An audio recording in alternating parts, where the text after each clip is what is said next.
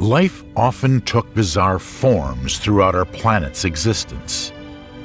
Long before the dinosaurs, their less popular but no less fascinating ancestors were already waging a fierce struggle for a place in the sun. At that time, there appeared some unusual body shapes that it's difficult to believe they existed. This was the Paleozoic era. It ended with the most massive extinction in the Earth's history. It wiped out 95% of marine species and at least 70% of terrestrial animals from the face of the planet. However, a small number of animals managed to survive. The Mesozoic era is the period when dinosaurs prevailed on the planet. They were the most advanced survival machines, perfectly adapted to the environment. They ruled the planet for 160 million years. During this time, dinosaurs developed unique hunting and defense tools and ultra-precise sense organs. It seemed that they would forever dominate all living creatures. But one day, in an instant, something stopped them. This is the complete history of how the most successful creatures on Earth evolved. From their ancestors and the emergence of these reptiles to their last days. What was before the dinosaurs on Earth? How did dinosaurs occupy all niches? Land, air, and water? How over the course of millions of years did life develop following its own laws and create such fascinating creatures? What was unusual about them? Why were these reptiles so big? Why didn't they evolve into sentient beings? Who lived in the ocean and soared in the sky? And finally, what happened on the last day of dinosaurs? A history of dinosaurs from the first to the last day of life.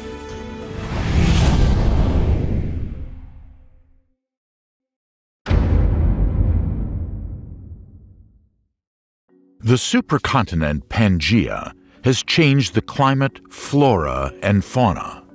The Permian period, or simply the Perm, began 300 million years ago on the planet. It ended the Paleozoic era and lasted 47 million years until the Mesozoic.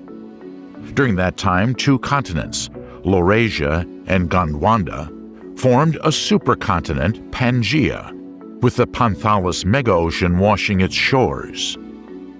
As you can imagine, the merger of two continents significantly changed the climate, flora, and fauna of the planet. During the previous Carboniferous period, the Earth was warm and humid. There were many lakes, rivers, and swamps. Forests of giant spore plants like ferns and club mosses covered the land. Trees had 1.5 meter, 4.92 feet diameter trunks and grew 10 meters, 32.81 feet tall. Mega mushrooms, prototaxites, could be seen through the haze of swamp vapors. Those green, blue, brown giants sometimes grew higher than a 2-story building. Cartilaginous fish lived in the seas. They looked like real chimeras. The distant ancestor of the shark, the Helicoprion, was perhaps the scariest because of a dental spiral with 2 or 3 turns. Its body reached 10 to 12 meters, 39 feet, and the diameter of the dental spiral reached 90 centimeters, 2.95 feet. Its terrifying lower jaw was equipped with many sharp teeth. Despite all this, Helicoprion teeth failed to break hard shells and ate only soft food like squid, krill, and shrimp. During that period, land animals were not numerous. However, some of them were big. Even insects were big and looked like monsters from horror movies. Imagine huge dragonflies, Meganeurites, Gracillipes, flying over a lake. Their wingspan reached more than 30 centimeters, 1 foot. The predecessors of our cute dragonflies were ugly and scary. They had predatory jaws, bulging eyes, and spiked legs. A distant relative of modern centipedes, a terrible arthropleurae, lived in swamps. 3-meter insects ate tons of vegetation per year. They also liked to eat small amphibians. They tore them apart with strong jaws with sharp teeth. Most likely, all those giant creatures appeared due to an excess of oxygen in the atmosphere. The level of oxygen at that time was 35%. It is almost 14% higher than we have now. There is a hypothesis that the size of insects depends on the high level of oxygen. The insect respiratory system consists of tracheas.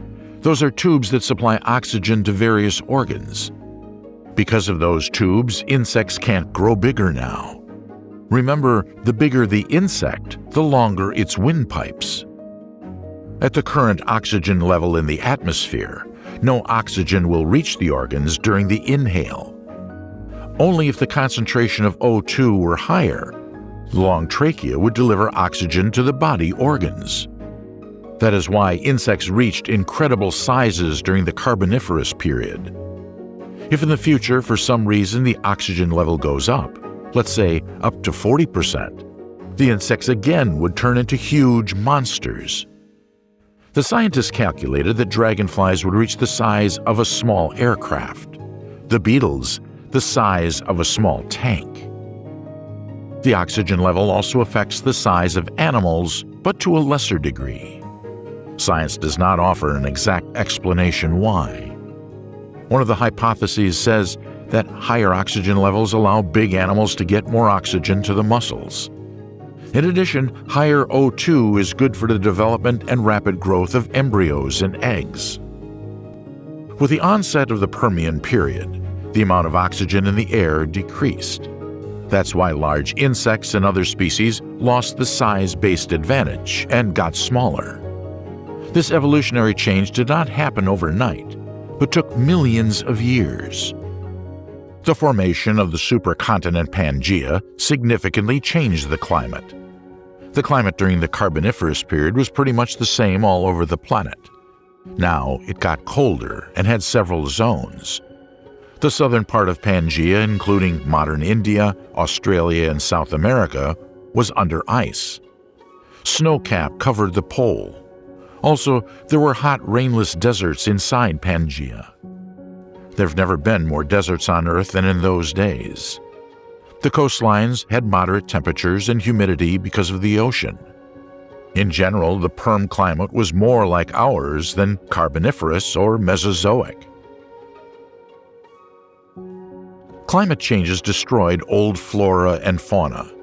Without swamps and marshes, ferns and horsetails could not grow and proliferate. As the swamps became smaller, the diversity of spore plants shrank, and gymnosperms began to dominate the planet. Those were all kinds of ginkgos, coniferous trees, and palm-like cycades with thick trunks and leafy crowns. Animals also had to adapt to the new climate and adjust to arid conditions. They had to reinvent themselves to survive on a new supercontinent. Amphibians were at a disadvantage because their moist, porous skin could not stand dry air. They could survive only in lakes and marshes. No wonder many species of amphibians became extinct. On the contrary, reptiles rapidly spread across the globe because they adapted much better than others to the new environment. During the Permian period, reptiles constituted 53% of all tetrapods, compared to 13% in the previous era. At first, reptiles had small size resembling modern lizards. They fed mainly on arthropods and worms. With time, larger species appeared to prey on smaller ones. Most of the predators had powerful jaws with strong teeth, good for hunting. Nothing could prevent the reptilians from completely conquering the planet. However, a real catastrophe broke on Earth. What happened? Let us picture the last days of the Permian period before the disaster. A 4-meter, 200-kilo Dimetrodon lived in a food-rich ocean. The Dimetrodon was one of the most successful predators of the Permian. It lived during the early Permian, around 295 to 272 million years ago. Its sharp teeth consisted of incisors and serrated fangs. They were perfect for eating flesh. Reptile-like in appearance and physiology, Dimetrodon is nevertheless more closely related to mammals than to modern reptiles, though it is not a direct ancestor of mammals. Consisting of thick skin stretched over vertebral growths, the back sail was a huge advantage. The Dimetrodon used it for mating games, camouflage, and swimming. The sail helped to regulate the body temperature. It also gave a head start in hunting. Without the sail, the body of a reptilian would warm up from 26 to 32 degrees Celsius in 205 minutes. With the sail, it took only 80 minutes. Thus, the Dimetrodon could hunt early in the morning before others woke up and move. The sail also helped if the enemy, like trematophids, got in the way. Trematophids were predatory amphibians, about 80 centimeters, 2.62 feet long. Well adapted to life on land, they used sharp, long upper fangs to attack. However, the trematophids were very slow. Moreover, they could not hunt in early morning because they needed time to warm up their cold body. That is why they were easy prey for the larger and more agile Dimetrodons. During the Permian period, everybody was searching for food. A 3-meter Gorgonopsia was a predecessor of mammals. Perhaps it was partially covered with fur. Gorgonopsia also had saber-like fangs and a pineal third eye on the top of the head. It was like a periscope a reptile used for hunting at dawn. It was the best time for hunting. The Gorgonopsia also had a well-developed brain and cerebellum. It had good movement coordination. It also had long, straight hindquarters. The Gorgonopsia was not scared to hunt larger prey. Put all the details together, and you'll get the picture of the most dangerous predator of the Permian period. The Gorgonopsia hunted even for a 4-meter herbivorous Periosaurus, peacefully eating the tree bark. With sharp 15-centimeter dagger fangs, the Gorgonopsia could bite through the pineal bone armor of a clumsy animal. Its hunting strategy consisted of a series of attacks and retreats. First it jumped on the prey, then bit flesh off and retreated. It attacked again and again until an agonized prey was dead. Cynodonts were another distant ancestor of mammals. Resembling otters in appearance, they were small, up to 60 centimeters, 1.97 feet long. They were warm-blooded and furry. It meant that they did not depend on temperature fluctuations. Cynodonts could hunt at night, when bigger predators were resting. Hunting together, they could aim at bigger animals and rarely left without prey. Their success depended on sharp teeth. Sharp fangs easily tore prey to pieces. Incisors captured and bit off the flesh. Flat molars with many cutting edges chewed the prey. The thecodonts who lived in the depths of Pangaea had to move and search for a better place. The reptile looked like a modern crocodile with long legs. Together with dinosaurs and birds, it was the ancestor of the crocodile. Some kinds of thecodonts could move on 2 limbs, very, very fast. Imagine that the thecodonts traveled for many miles until they found a green oasis. There they met herbivorous ethosaurs among the trees. Those slow and clumsy reptiles were also the forerunners of dinosaurs. They had shelled and spiked backs to protect them from the predators like the thecodonts. However, there were also amphibious euscheliums. Those were easy prey for lunch. 252 million years ago, a catastrophe boiled inside the Earth. Scientists learned about it when they studied the geological layers of the planet and found ash layers. It supported the hypothesis that the catastrophe was caused by active tectonic shifts inside the planet. After the merger of the continents, the Laurasia and Gondwana lithospheric plates continued to move, and as a result, the southern plate dived under the northern one and formed huge holes on the surface in which is now India and Siberia. Thus, hot gases and magma splashed out from the inside of the planet to the surface.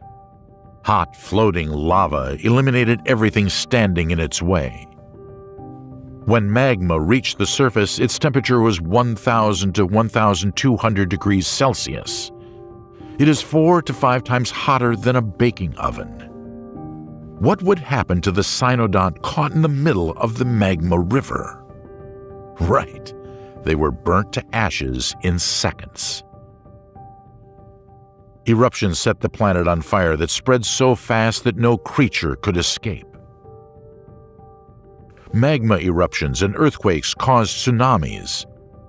Tall waves would have hit and drowned dimetrodons and other many animals that lived in the oasis. Imagine that the thecodonts and the echosaurs were lucky, and magma and fires did not touch the oasis. Imagine there were only quakes and some dust storms. Even in that case, the clock was ticking, and they were doomed. Magma released a huge amount of methane and carbon dioxide into the atmosphere. The planet's temperature went up by at least 2 to 3 degrees Celsius and melted frozen methane in the ocean, releasing it into the atmosphere. A greenhouse gas methane raised temperatures by another 5 degrees Celsius. All water on the planet evaporated and land dried up. The same happened in the oasis where the dinosaur ancestors lived. The greenery dried up, and most animals died. Again, surviving reptiles had to look for another place. They kept moving, but there was only a barren desert. Poisonous acid rains fell from heavy clouds. It was difficult to breathe because of particles of lava, gases, and ash in the atmosphere. There was no chance of surviving in such a hell. It is a short description of the biggest extinction in the history of the Earth. It is called the Permian-Triassic extinction, or colloquially as the Great Dying. It wiped out 90 to 95% of water species and at least 70% of land species. Fortunately, some creatures survived, including cynodonts because they hid in the burrows. The dinosaur ancestors, thecodonts and echosaurs survived too. Soon they would enter a new Mesozoic era and bring the famous dinosaurs to domination, while cynodonts, the predecessors of mammals, would have to adjust and wait for their turn. The planet took about 30 million years to recover from the Great Dying. Animals had to change and adjust to new conditions, and it took a long time. As you know, evolutionary changes take millions of years.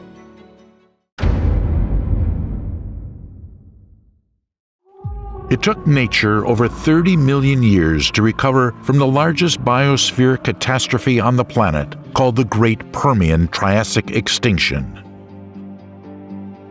When life began to develop again, completely different animals started to prevail, who ruled the planet for the next 160 million years. They lend their name to an entire era in the development of our planet. They started their triumphant journey to the pinnacle of evolution as small creatures with bird tracks. Thanks to their great adaptability, they managed to edge out all big predators. These reptiles appeared in the Mesozoic era, otherwise known as the Dinosaur era. Their first remains were found in the Triassic period that started almost 252 million years ago and lasted 51 million years. In the Triassic period, the Earth was quite different from what it is today. The land was represented by a single supercontinent of Pangaea, surrounded by the waters of the Panthalus mega-ocean. The face of Pangaea was constantly changing. Inland water bodies appeared and disappeared, and mountains formed. It was during this period that the Ural Range was formed. At the start of the Mesozoic era, the planet became warmer.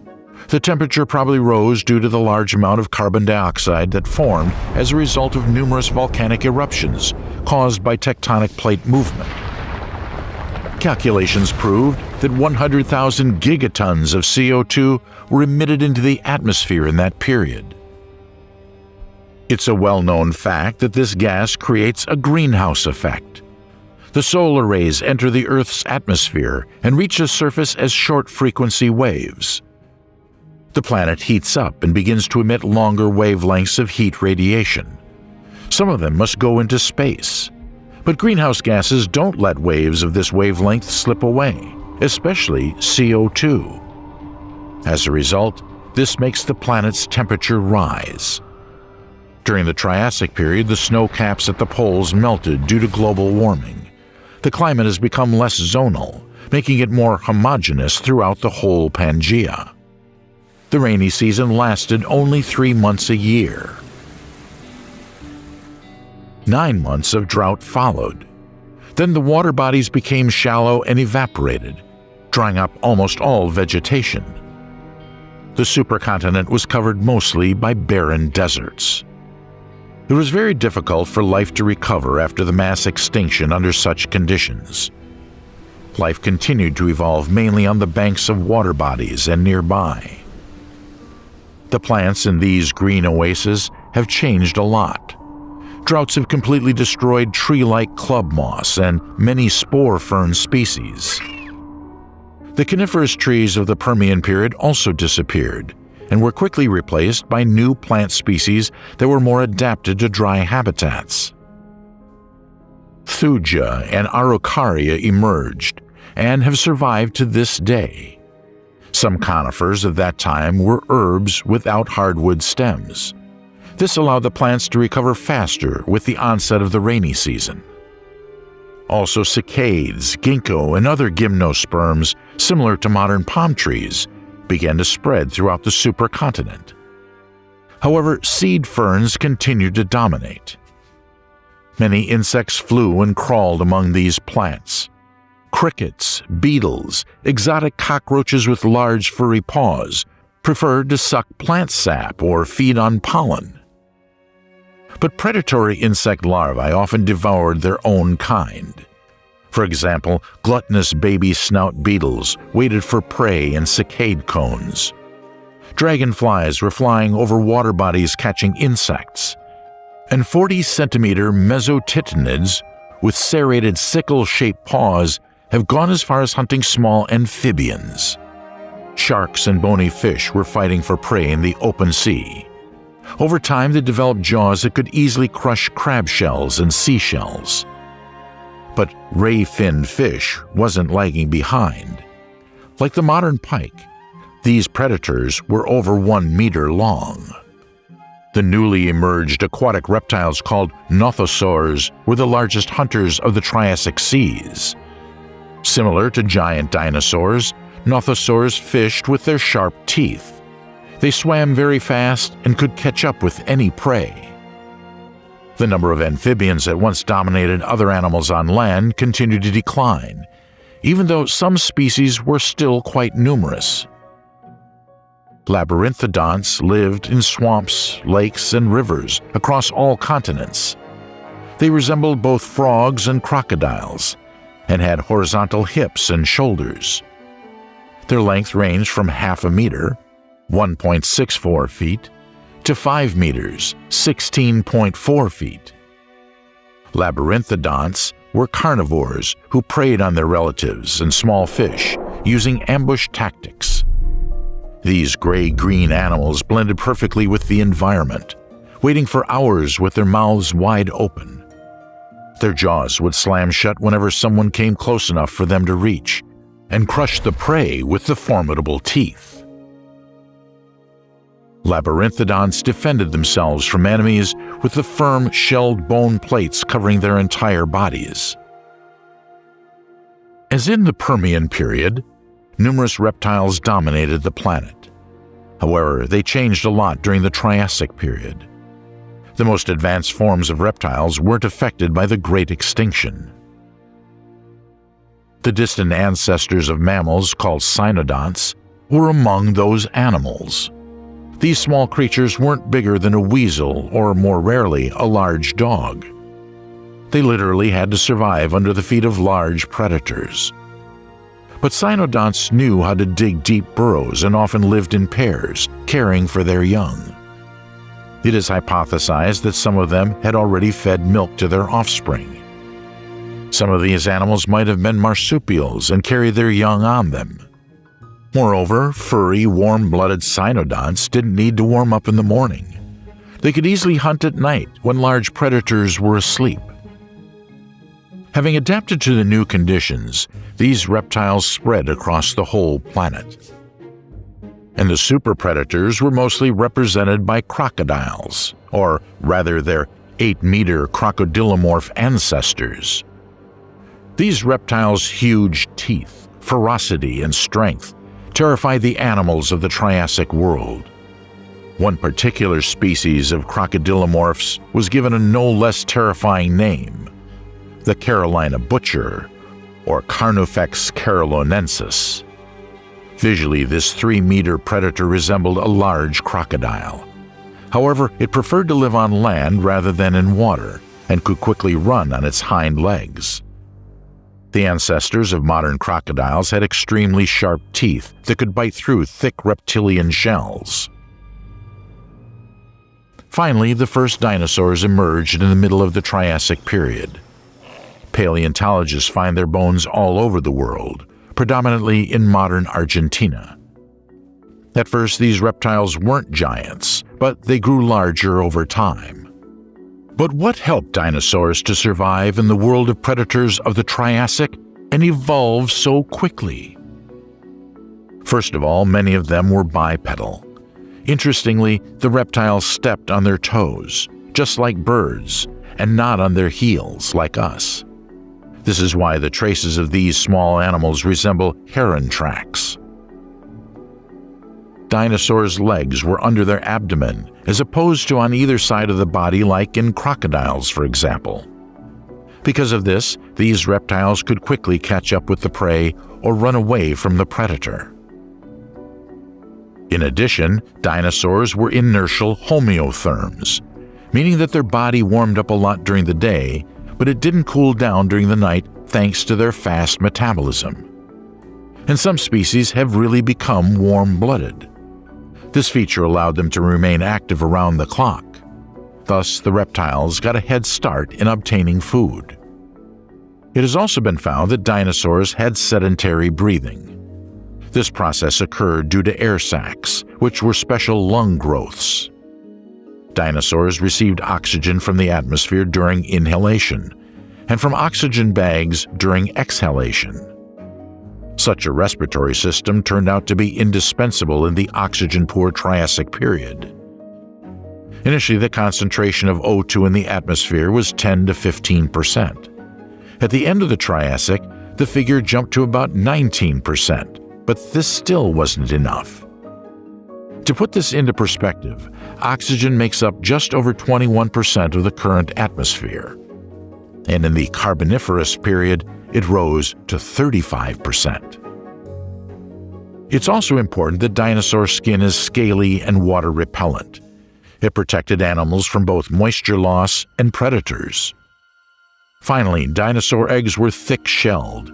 Due to this, the cub's survival rate was rather high compared to other reptiles. However, the first reptiles still had an insanely difficult time in the harsh world of the Triassic. They were constantly fighting to the death for their place in the sun. Perhaps this is how dinosaurs survived alongside other Triassic inhabitants in what is now South Carolina. 200 million years ago, the rainy season could last 9 months, and small lakes turned into vast water bodies. Naturally, water always attracts a lot of animals that can drink and hunt nearby. In ancient times, huge 5-meter crocodilomorphs also loved to splash in the ponds looking for a suitable lunch. They were probably well fed, as there was plenty of fish and small reptiles to snack on during the rainy season. Carnivorous dinosaurs, such as the huge Gojirasaurus, could also come to the drinking place. The largest of them in the Triassic were over 5 meters, 16.4 feet long, and weighed 150 kilograms. These reptiles probably hunted numerous small animals near water bodies. Herds of herbivorous dinosaurs could graze in forests covered with lush greenery near rivers and lakes. In millions of years, their descendants, sauropods, will grow 10-meter necks and huge bodies weighing dozens of tons. So far, the size of these animals, for example, the Rheosauridae, were much more modest. But some of them in the Triassic were already 10 meters, 33 feet long. Such reptiles still had elongated legs, and not column-shaped as later. But they were able to rise on their hind limbs in order to reach the young leaves on the treetops. And they already had a steady barrel-shaped body. Small reptiles could also live among the forest trees. Many of them were bipedal during the Triassic period, for instance, Eoraptorians. They were usually no longer than 1 meter and weighed 10 kilograms. These nimble predators successfully hunted small reptiles and amphibians, grabbing insects on the fly. They also looked for and crushed the eggs of other dinosaurs with their sharp teeth. In addition, small predators often hunted in packs, so they could well have attacked the baby of the huge dinosaurs. Interestingly, many of them were omnivores, and didn't mind eating some plants for dessert. Meanwhile, cynodonts, the ancestors of future mammals, probably stayed in burrows during the day, guarding their offspring. Some of their species, such as Cynognathus, were already quite large. These animals were the size of a large dog, had wide jaws and sharp teeth. They could clearly stand up for themselves. However, they probably preferred to go hunting only after dark, to avoid huge predators. Cynognates were warm-blooded, so the night cold wasn't much of a problem. In a nutshell, all the animals were well-fed and satisfied during the rainy season. But water bodies would become shallow after the rainy season, leaving only a few fish alive. There would be fewer amphibians near shores, too. Voracious crocodilomorphs would find it difficult to feed themselves under such conditions. However, predators could always count on some careless young reptile to stray away from a flock of small dinosaurs at the drinking place. A strong, big-mouthed crocodilomorph armed with sharp teeth had every chance of getting it for dinner. Large dinosaurs may also have considered smaller dinosaurs as prey. It can be assumed that the small dinosaurs like the Eoraptors didn't starve themselves.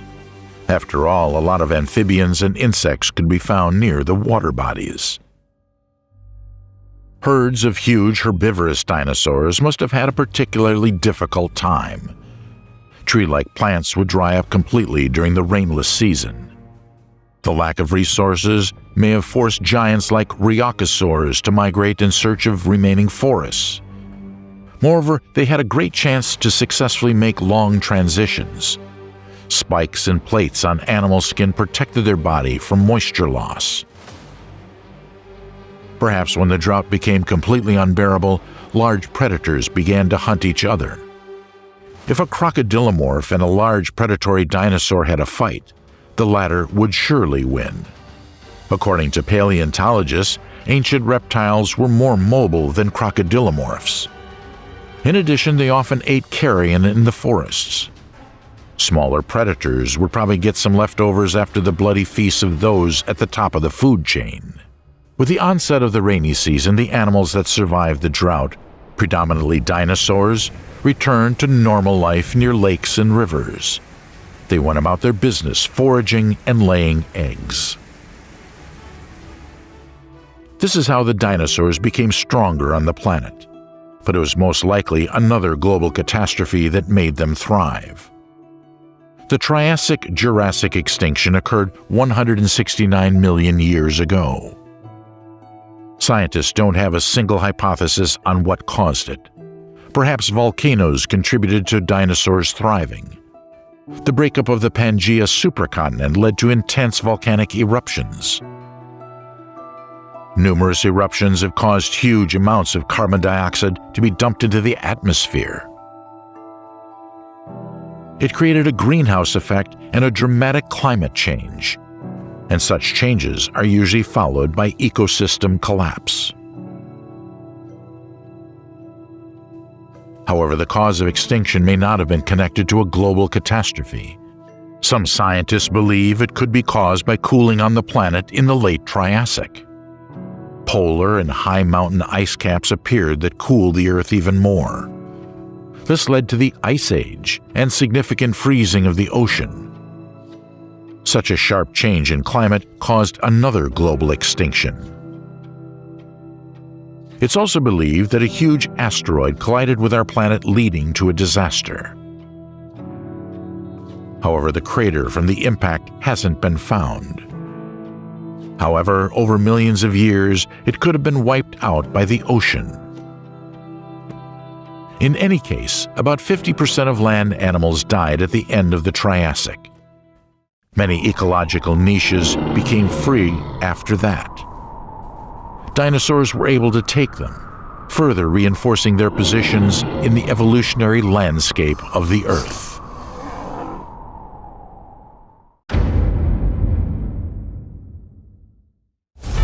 The Jurassic period, or the Jura, is probably the most interesting era. After watching the famous movie The Jurassic Park, an average person might think that the Earth was populated only by dinosaurs like T-Rex. In fact, it wasn't quite like that, even though the Jurassic period is also known as the Age of Reptiles. Let's start with the statement that the Jurassic period, the second in the Mesozoic era, is long and complex. It began 201 million years ago and lasted about 56 million years. It got its name because the fossils were first discovered and explored in the Jura Mountains in Switzerland and France, hence the name of the period. This era is divided into three stages. The first, which lasted from 201.3 to 174.1 million years ago, is called the Lower Jurassic. At that time, life was recovering from the Triassic-Jurassic extinction that caused about half of all animal species on the planet to disappear. However, the hot and humid climate of the Jura helped life to quickly bounce back. Warm oceans and seas abounded with Ammonoidea, Belemnitidia, fish and reptiles. On land, reptiles, including dinosaurs, quickly filled the ecological niches freed by the previous extinction. In the process of evolution, some reptiles got wings and flew into the sky. The beginning of the Jurassic period launched the high time for reptiles. Hundreds of dinosaur species appeared on the planet. They settled on all continents, including Antarctica. Some reached incredible sizes and proportions. Some, of course, developed formidable shapes, sometimes bizarre and scary. What are the mysteries of the prehistoric reptiles that lived on Earth 200 million years ago? At that time, the continents of the Earth were under the process of formation. The single supercontinent of Pangaea began to split into separate continental blocks. Shallow seas filled the gaps. The continents began to take modern shape. Bays deepened and separated Africa and Australia. The gulf between Africa and America became deeper too. In Eurasia, the German, Anglo-Paris, and Western Siberian depressions were formed. The Arctic Sea flooded the northern coast of Laurasia. In North America, the Rocky Mountains and the Andes were under formation. Many volcanic eruptions accompanied splitting of tectonic plates and reshaping of continents. Volcanic eruptions released huge amounts of carbon dioxide into the atmosphere and intensified the greenhouse effect. The climate of the Jurassic period was generally warmer than the current one by about 5 to 10 degrees Celsius, and the carbon dioxide content in the atmosphere was 4 times higher. The rains were more frequent and heavy compared to the Triassic. Most of the Earth had humid tropical and subtropical climate. Huge areas were covered with lush vegetation, primarily jungles and forests. They consisted mainly of seed ferns and non-flowering woody plants. Let us remind you that plants, unlike animals, were lucky. There is no clear evidence of the flora extinction at the turn of the Triassic and Jura. Thanks to the heat and high humidity, the trees in the forest grew tall and big. Cicades are widespread in the tropics and subtropics. The era of the heyday began. During the Jurassic and Cretaceous periods, the cicades reached the peak of diversity. At the beginning of the Jura, they looked very much like palm trees.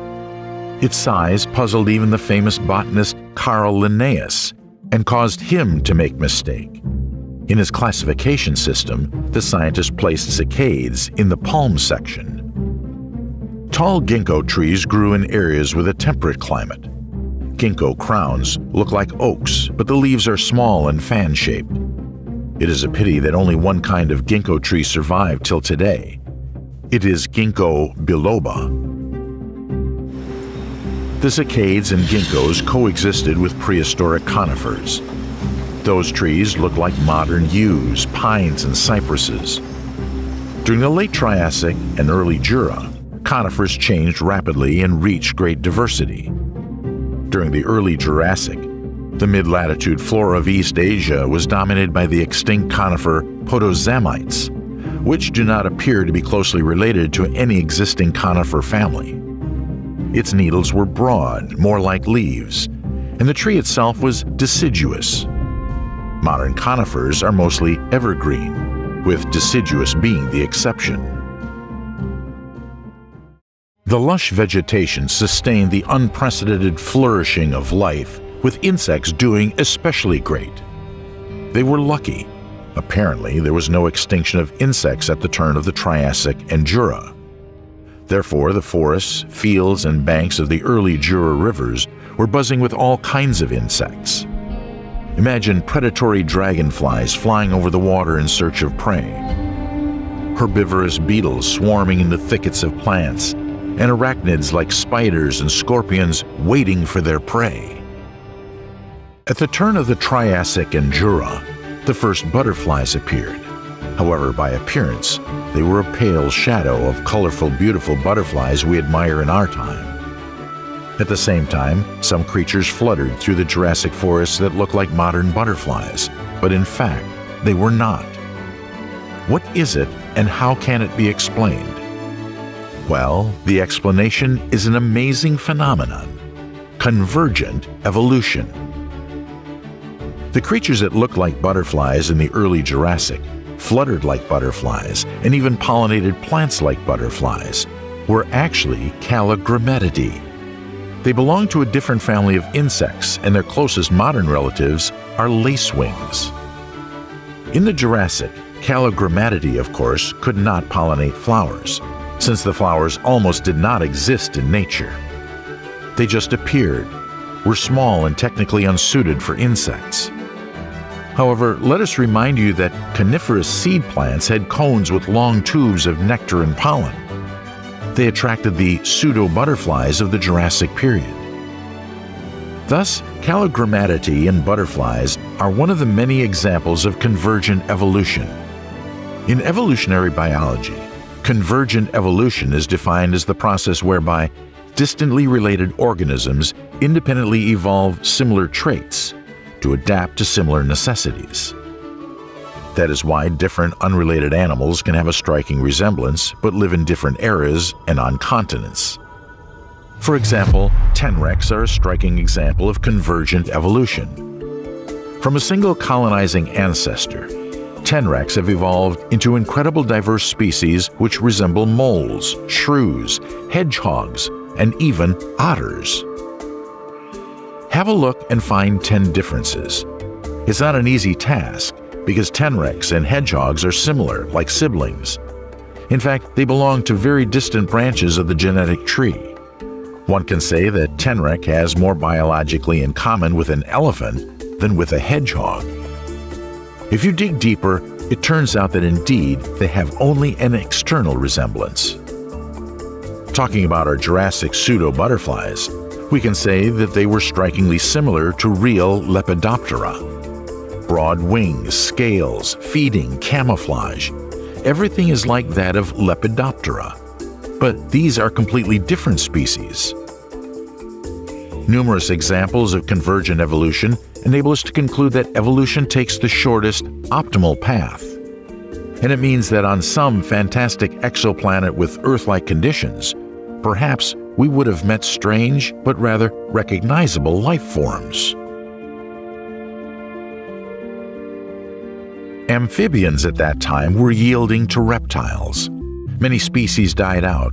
Only salamanders, early frogs, and caecilians, legless worm-like amphibians, still survived.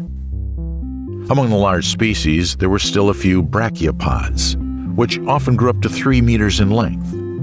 The record holder was found in Lesotho in Africa. According to its fossilized remains, scientists estimated its size at about 7 meters. Throughout history, only Prionosuchus were large amphibians, but they lived and went extinct in the Permian period. Brachiopods had flat bodies and spatulate heads. The mouth had razor-sharp teeth with which predators could instantly tear apart the victim. Despite proliferation, later their numbers declined. But the number of reptiles grew rapidly. Before the dinosaurs separated into a single group, the overall reptile diversity grew in number and species at an impressive pace. They gradually gained dominance in water, on land, and in the air. Real monsters lived in the warm tropical seas of the Jura, often frightening, but no less amazing and beautiful in their own way. They barely squeezed through the bottleneck of the Triassic-Jurassic extinction and began to gradually grow stronger at the beginning of the Jura. One of the most notable is ichthyosaurs. There were many different types of them. On average, they were quite large, 2 to 4 meters. But due to the favorable environment, as evolution proceeded, individual species reached enormous sizes.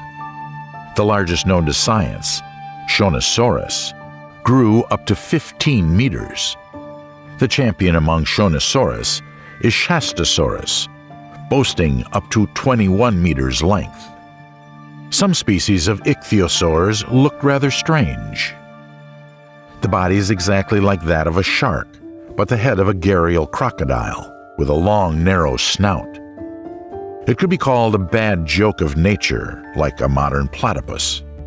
Interesting, ichthyosaurs had very large eyes protected by a ring of bone. According to paleontologists, it might help in night hunting. It was also great for diving because large eyes helped to see at least something. With eyes of 25 centimeters in diameter, temnodontosaurs could still see at a depth of up to 1,600 meters. 600 meters deep in the water, human eyes are unable to see except complete darkness. It is known that at a depth of 800 to 950 meters, the light intensity is about 1% of noon illumination on the surface.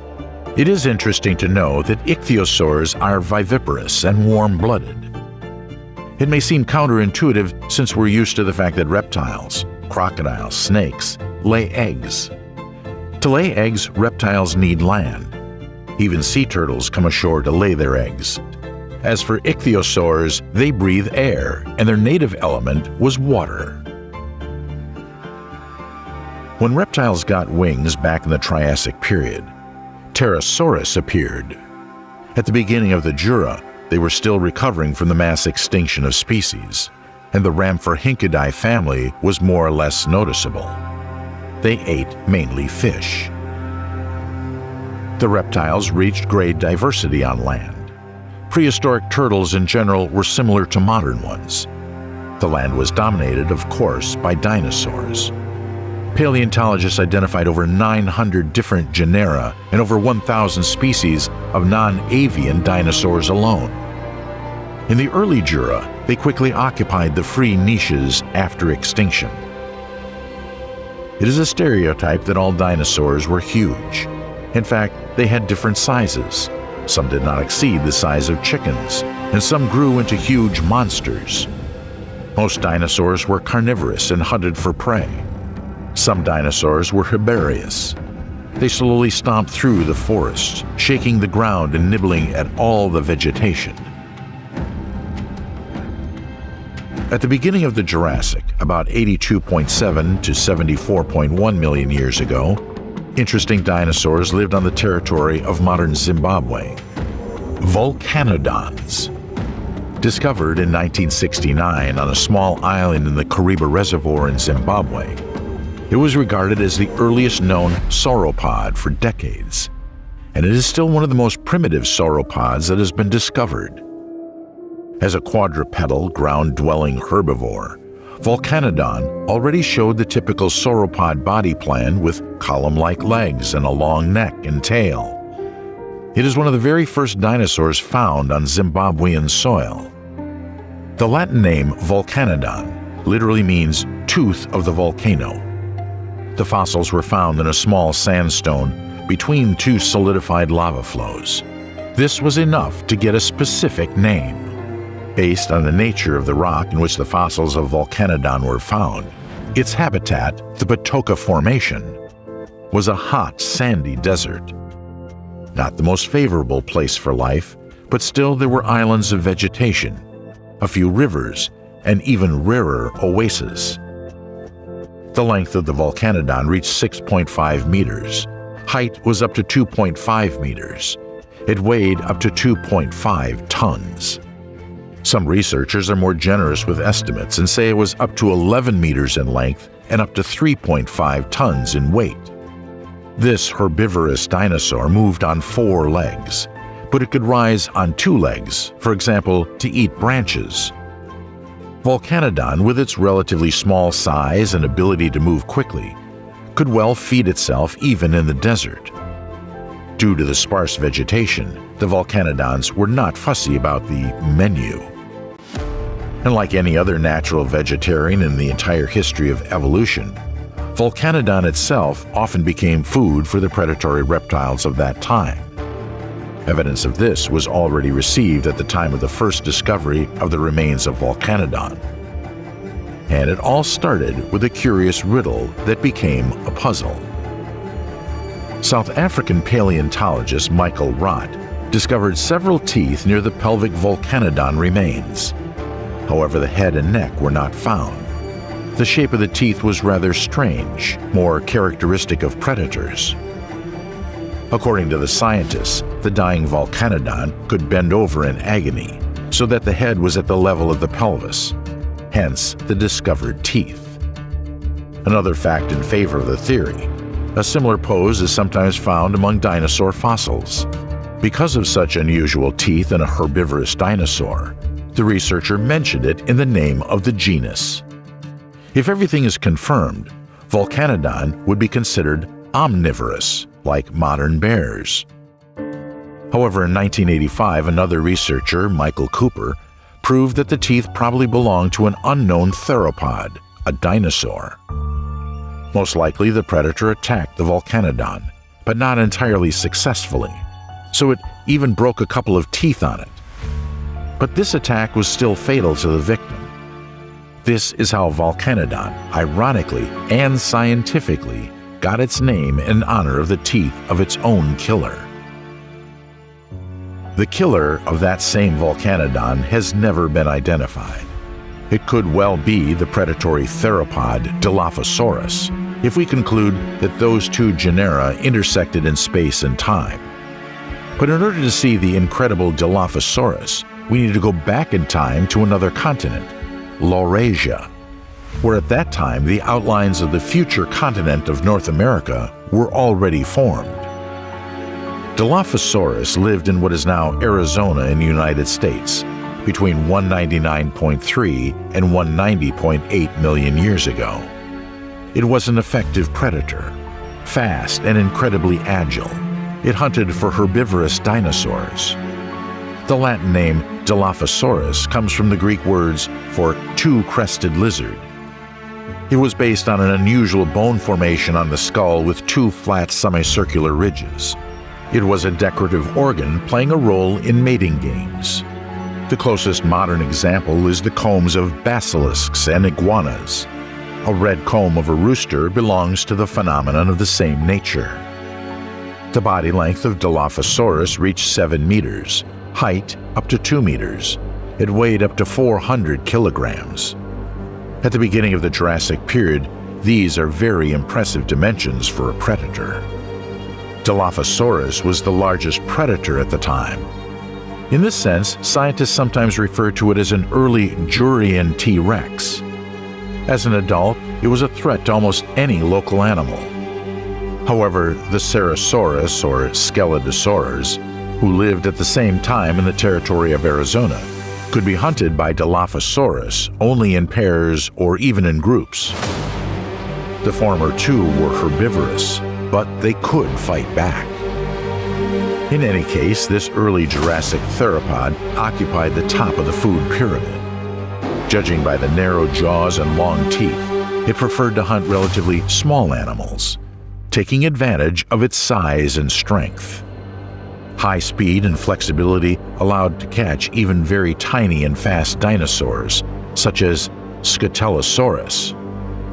After analyzing the jaws, scientists concluded that in the absence of large prey, a significant share of its diet could be fish and other water inhabitants. Sometimes it would eat decaying flesh of dead animals. Coelophysis was a small, slenderly built, ground-dwelling biped carnivore that could grow up to 3 meters, 9.8 feet long. It was one of the earliest known dinosaur genera.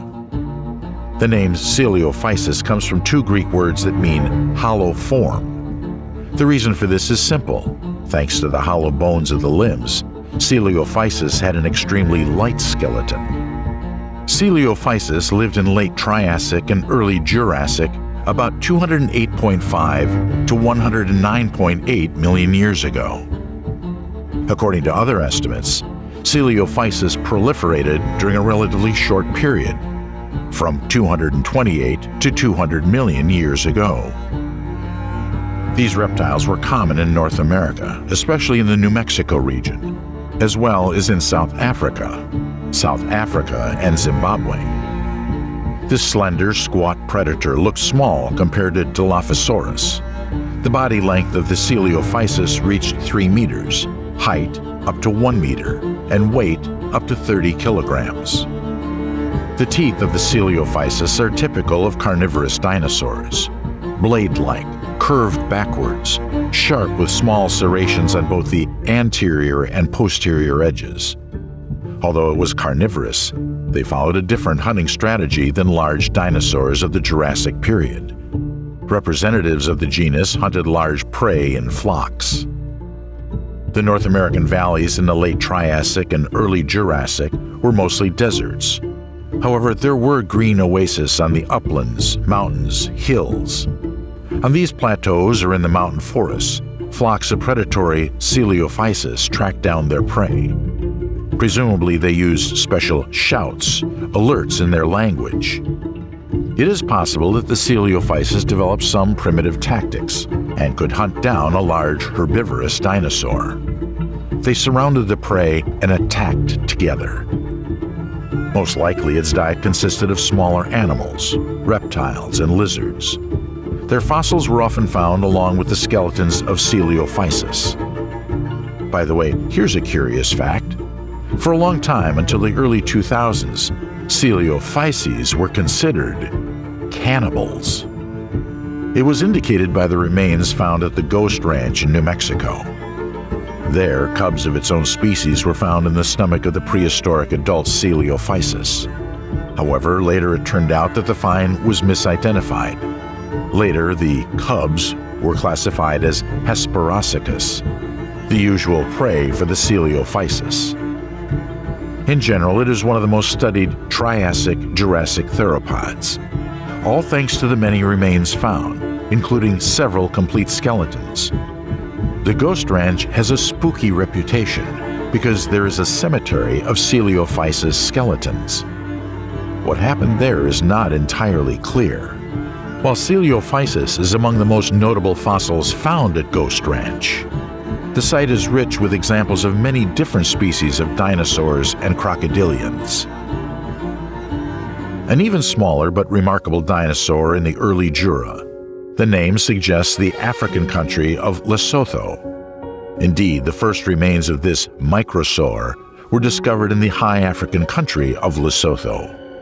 These animals lived in the period of 199.3 to 190.8 million years ago. The body length of the Lesothosaurus reached 2 meters, and this is the maximum.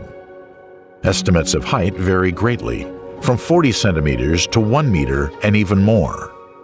Weight estimates are also in a wide range, from 3 to 10 kilograms. Since we're not talking about a species, but about a whole genus, such an error is normal. Lesothosaurus moved on 2 long, thin legs, which allowed it to develop impressive speed. The 5-fingered forelimbs of Lesothosaurus were small but well developed. From the outside, they may seem like a miniature likeness of human hands. By analogy with our little finger, the 5th finger was poorly developed. With these very hands, he touched and held the plants he was eating. Rhomboid teeth lined up along the jaws of the Lesothosaurus. In front of the upper jaw were 12 teeth, similar to arrowheads.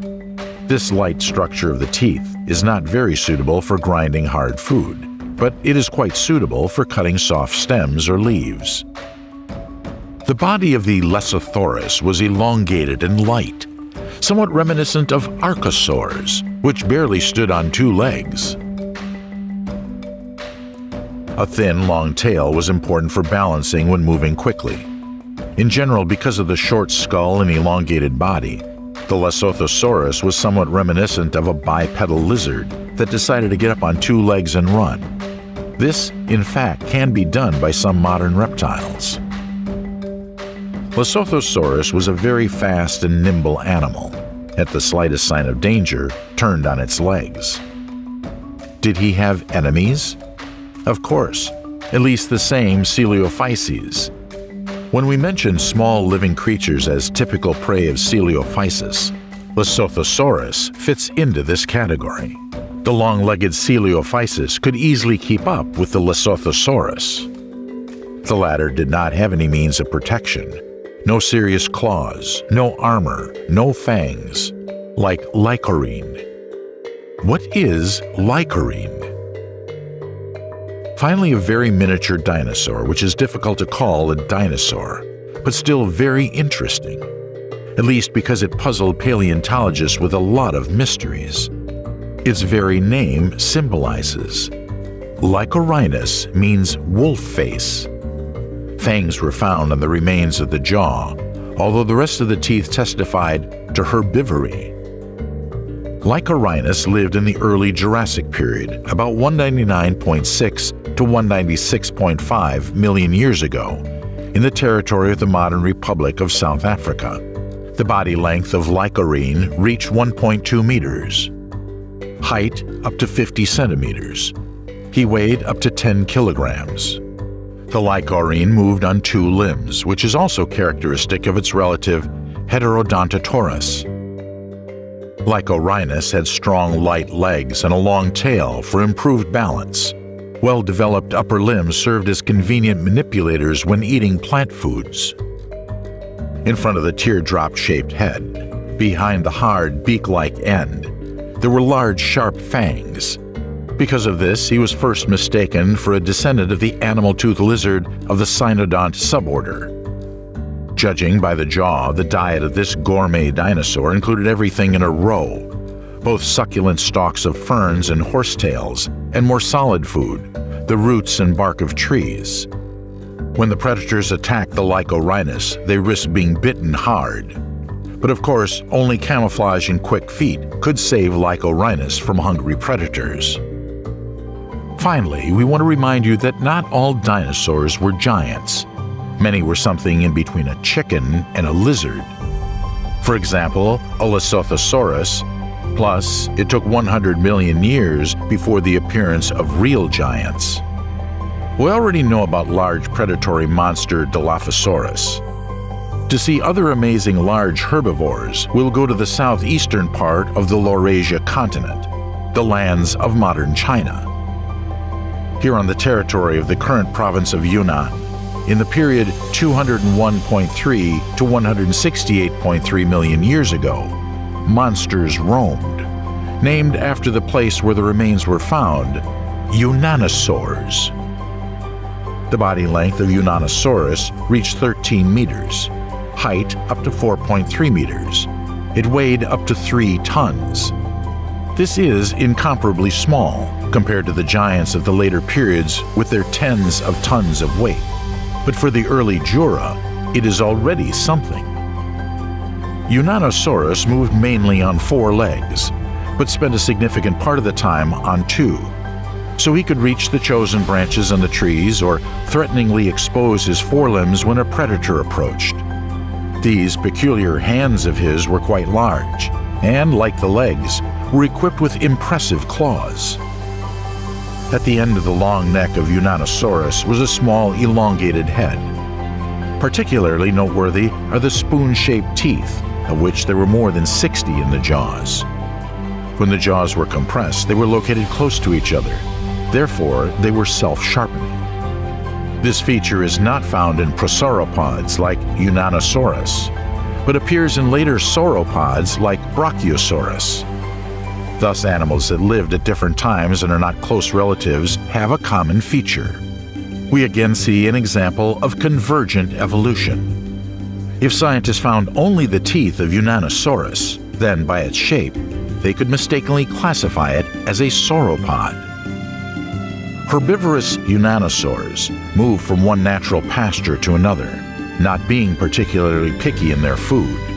The unique teeth made it possible not only to effectively pluck the foliage of tall plants, but also to eat undersized ferns with horsetails. Theoretically, unanosaurs could live in herds for better defense from predators. We see something similar now in the savannas of Africa, when lions hunting herds of buffalo often have to run away when herbivores fight back. At the end of the first stage of the Jurassic period, a cooling trend set in on the planet. Ice started to cover some areas. The icing was not strong enough to hit the mammals. These animals were mostly covered with fur and lived in burrows. No wonder that cold temperatures hurt dinosaurs who like to live in a warm climate. As we can see from the example of the Coelophysis, not all species survive colder weather. Of course, much more amazing reptile species lived in the early Jura. We know only about a small part from the crumbs of the remains that have been preserved.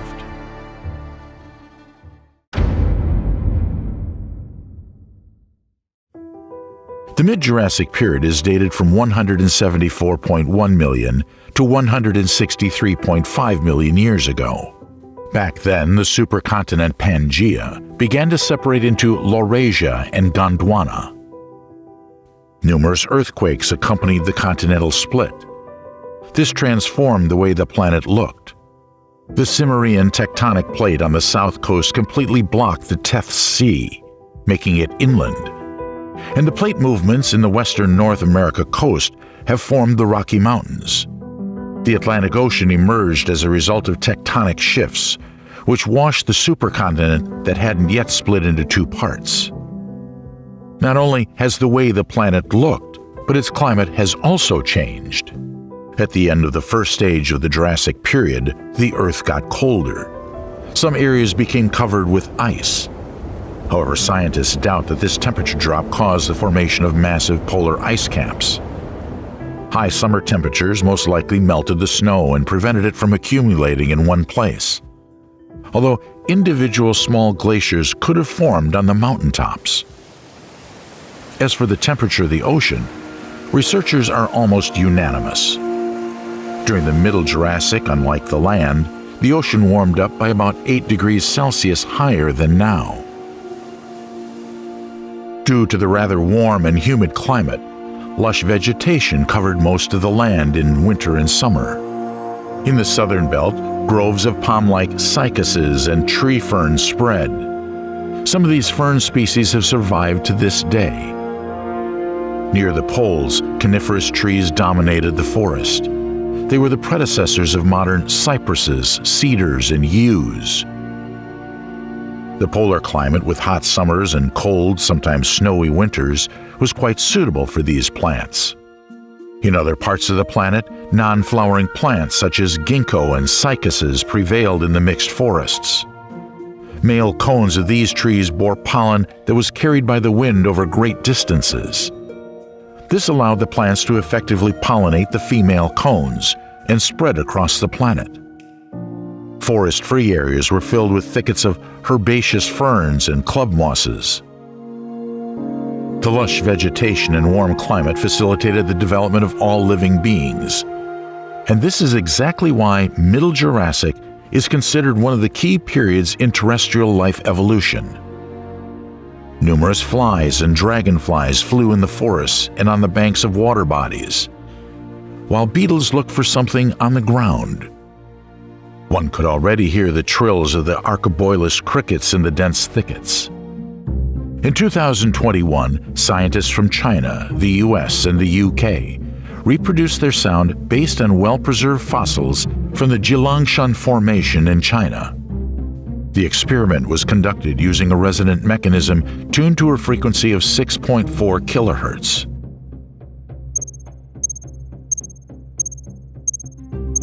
The results showed that the males made pure tonal, that is, musical sounds. Besides the insects, almost all other animal species successfully reproduced in favorable conditions of the Jurassic. The only thing was that the number of amphibians continued to decline. Giant crocodilomorphs no longer threatened all living things. By that time, 7-meter Pseudosuchia, Labyrinthodonts, and Ravasuchia had completely disappeared. Only relatively small crocodile-like species survived. The ancestors of modern crocodiles were among these aquatic reptiles. They lived on land and in the waters of the Jurassic period throughout all of Pangaea. Marine crocodiles have even mastered saltwater. They have long, narrow snouts and sharp teeth, perfectly designed for catching fish. Some varieties of sea crocodiles have grown tail fins and flippers instead of legs to swim faster. The warm seas of the Jurassic were teeming with arthropods. All crustaceans that now live in freshwater bodies used to live in the marine environment. In our time, only crabs remained in the sea. In addition, new species of large sea turtles appeared in saltwater in the Middle Jurassic. But plesiosaurs would probably steal the spotlight from all these creatures. The huge monsters were up to 16 meters long, had wide, flat bodies and short tails. They had large flippers on their legs that were very handy in the aquatic environment. Interestingly, plesiosaurs breathed air and gave birth to their young. There are also facts that suggest they were warm-blooded. The most prominent feature of these animals was an insanely long neck. They had 76 vertebrae shaped like hockey pucks. Any modern giraffe would envy such a neck. These animals weren't agile, but they could easily find food. Using flippers, they hovered in the water for hours, swallowing krill and other small sea creatures swimming by. Other similar species were commonly called plesiosaurs. They had short necks and large heads. Some of them were up to 17 meters long and were the size of modern orcas or even larger. Despite being huge, plesiosaurs were fast and agile and could be considered major marine predators of those times. The mid-Jurassic sky was also teeming with life. One could often see pterosaurs flying in the sky. They weren't afraid of cold spells. They had a soft tissue crest on their heads that was probably used for thermal regulation. In those days, they were most commonly long-tailed animals with a lot of sharp teeth. Their wide wing webs were connected with the hind legs. Strong claws made pterosaurs efficient climbers that could have lived in trees. Pterosaurs were predators who ate insects or small vertebrates. But as soon as these flying creatures landed on the ground for prey, they found themselves in the world of dinosaurs. Reptiles remain the most common animals on the planet. They were constantly fighting for survival. Over the years, each dinosaur species developed its own defense and attack system.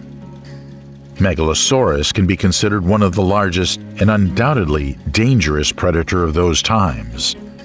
They were up to 6 meters long and weighed about 700 kilograms. Megalosaurs walked on 2 powerful hind legs, holding the vertical body position using a long, thick tail. These dinosaurs had short but very strong forelimbs and were armed with long, knife-like teeth. When hunting, they helped predators instantly rip apart the prey's flesh. But another predator, Venator, made quite a splash in the press. In 1998, scientists found in Minden, Germany, a rib 50% larger than that of an Allosaurus. But the Allosaurus was one of the most gigantic carnivorous dinosaurs of the Mesozoic era. In the media, the new reptile was unofficially dubbed the Minden Monster, and scientists began to calculate the giant's size. At first, it was assumed to be 15 meters, then 12 meters long. However, some researchers estimate that the animal was from 7 to 8 meters long and weighed up to 1.2 tons. But no one in the Middle Jurassic could compete in size with sauropods. For example, with Cetiosaurus. At first, scientists viewed them as aquatic creatures similar to very large crocodiles. By then, nonetheless, they were classified as dinosaurs. The giants were about 16 meters long and weighed about 11 tons, but their tails and necks were shorter than those of most sauropods. They lived in floodplains and in forests, where they ate the shoots of trees of the middle and lower stories. However, next to the other megagiants of the Jurassic, the Cetiosaurs seemed the smallest ones in the family. Their bigger brothers, such as Brachiosaurs, were 18 to 21 meters long. If it were possible to measure their weight, the scales would show as much as 31 to 39 tons. Brachiosaurs had their own unique differences from other sauropods. They had disproportionately long necks and small skulls. Also, what's unusual about the dinosaurs' legs is that the front ones were much longer than the hind ones. Thanks to this, they could easily eat leaves from the treetops, keeping their balance with a short but powerful tail. With this tail, the lizards could have well crippled the enemy. Although it's unlikely that many predators would dare to attack such giants. However, not only the giants were quite comfortable in the Jurassic forests. Herbivorous dinosaurs, ornithopods, were only about a meter long, but they were probably very fast. The stiff tail helped ornithopods balance when running on their hind legs. Over time, they began to graze on all fours more and more often, as it was more convenient this way to eat low vegetation. Apparently, their spine began to bend because of this. In the end, these dinosaurs developed a hump on their backs like modern bison. Ornithopods turned into the coolest guys of the Jurassic period. They quickly ran on 2 legs and were very agile tree climbers. But most of the time, they moved or grazed on all fours. Probably such a wide range of movements helped these dinosaurs survive among large predators. Small cynodonts are considered the predecessors of mammals. They were hard to spot among other dinosaurs. In the middle of the Jurassic, they were still widespread throughout the land. One of the most numerous among the cynodonts were the Tritelodontids, Tritelodontidae, who were as little as 10 to 20 centimeters long. But these babies were far from being harmless. Perhaps some of them were omnivores, but most of them ate very small animals and insects. Most likely, they found their prey using vibrissae. This is the name of a special set of animal sensors, the whisker sensory system. Due to this, as well as some other anatomical features, Tritelodontids are considered related to mammals. Scientists believe that vibrissae have played an important role in the evolution of mammals, from huge tigers to the smallest shrews.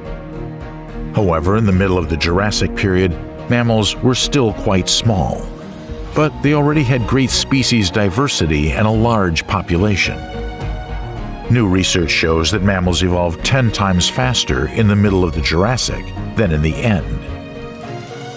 Scientists have not yet figured out exactly what triggered this evolutionary explosion. Environmental changes are cited as one of the potential causes, or perhaps such properties as live birth and ferocity in predators helped them to survive. In addition, they were mostly covered with fur that kept them warm at night. So they could well have hunted at night, not being afraid of predatory dinosaurs resting at that time. This allowed mammals to thrive in a variety of habitats and adapt to changing ecologic systems. All animals found their niche on Jurassic Earth, and perhaps 170 million years ago, one of them lived in a forest near one of the many water bodies. We can speculate what their life was like. The lush thickets of the forest and the lake were probably densely populated because they were favorable conditions for the life of various animals. A huge megalosaurus would come out of the forest to the water body looking for dinner. If an equally formidable venator went there looking for food, they could engage in a cruel fight. Both dinosaurs are armed with sharp teeth and thick skin. The banks of the river and the nearby forest would probably be shaking from their fight. If, say, the larger venator won, it would probably enjoy the enemy's flesh and sustain himself for several days. Well, with so many predators lurking around, mammals most likely didn't dare to leave their burrows until night. They were in no hurry. They could as well hunt in the dark. The animals loved to eat conifer cones and ginkgo seeds. Sharp teeth allowed mammals to easily crack hard seeds and nuts, and the fur kept them warm at night. At dawn, a very hungry 20-centimeter-long triteledontid could climb out of the burrow. After a short search, it managed to find a tiny lizard for breakfast, which wasn't warm yet and couldn't escape fast enough. A young half-meter crocodile would come out during the day to take a sunbath on the riverbank.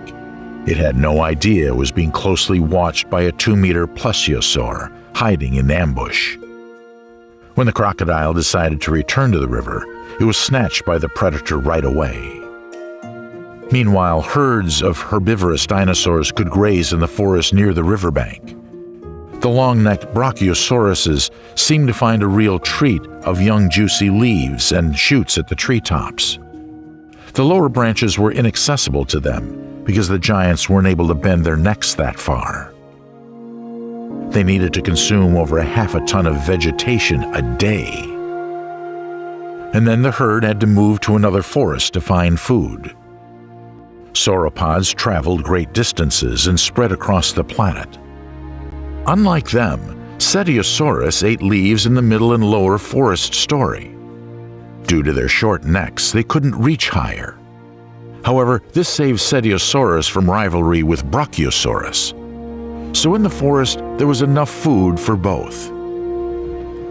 After a couple of days, the venator could again disturb the unstable tranquility of the forest. Having digested its prey, the giant was hungry again. Failing to find suitable prey, it would probably have dared to attack the Cetiosaurus, or even a larger Brachiosaurus. But it's unlikely to win this time. The herds of grass-grazing sauropods would most likely fight off the attack with powerful tails. But with so many animals living in the forest, the venator was bound to end up with at least something for dinner. Sooner or later, it would have caught smaller prey like some ornithopod who failed to escape. So day after day, life thrived in the forest near the lake in the fertile climate of the mid-Jurassic. But this period was now coming to an end. In the past, scientists believed that a mass extinction could have occurred at the end of the era. However, additional research suggests that the animal world went through a major transformation at the end of the mid-Jurassic. These changes were facilitated by the split of Pangaea and the shift of continental plates. At that time, some animal groups became more diverse, while other animal species disappeared. Dinosaurs also changed a lot. But what exactly happened to them? Stay tuned for the next episode, where we cover what happened next.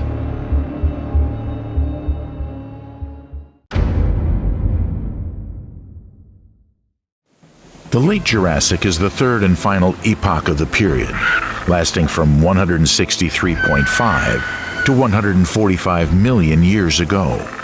The land at that time was nothing like in the Middle Jurassic. It formed two supercontinents instead of one. Pangaea, which was already coming apart at the seams, finally split into Laurasia in the planet's north and Gondwana in the south. As a result, the Atlantic Ocean emerged, but it was still relatively narrow. On both continents, the climate remained very warm and humid, as in the modern tropics or subtropics. At the start of the Late Jurassic, between 164 and 150 million years ago, the Earth warmed up again following a slight drop in temperature. The temperature reached the daily average of 30 degrees Celsius. The planet warmed up due to the greenhouse effect resulting from numerous volcanic eruptions. They filled the atmosphere with a huge amount of carbon dioxide. Even at that time, seasonal fluctuations on the planet became less extreme than at the start of the Jurassic. This was due to the expansion of the Central Atlantic and Western Indian Ocean. These huge water bodies made the climate on the entire planet more humid, reducing deserts to a minimum. At the end of the Jurassic, the temperature dropped by several degrees. The cooling began 150 million years ago and lasted until the early Cretaceous period. Thanks to the warm and moist climate, most lands were covered in thick vegetation all year round. The forests were full of cycads, ginkgos, and tree ferns. But in general, coniferous trees prevailed on the planet. Araucariaceae were the most common among coniferous plants and spread across both supercontinents. These gigantic evergreen trees were over 60 meters high. Their trunks were just humongous, and big heavy cones hung from the branches like magic giants' earrings. The pollen from these cones flew thousands of kilometers away, giving rise to new coniferous forests. Despite their gigantic size, conifers were sometimes washed away by powerful water streams during seasonal floods. Many trees took root on the sandy mudflats, where they found some fertile soil. In addition, they would often grow under layers of volcanic ash rich in mineral fertilizers. This is how coniferous trees quickly spread to new areas. The lush vegetation made animal life thrive even more compared to the Middle Jurassic. Forests and shores were teeming with various insects. In the Lower Jurassic, their population grew larger than ever before. Numerous beetles spread far and wide, swarming under forest trees and near the water in the search of food. Predatory dragonflies, which already looked like modern ones, flew over the water looking for prey. They ate tiny midges, but were often hunted themselves by a lot of spiders.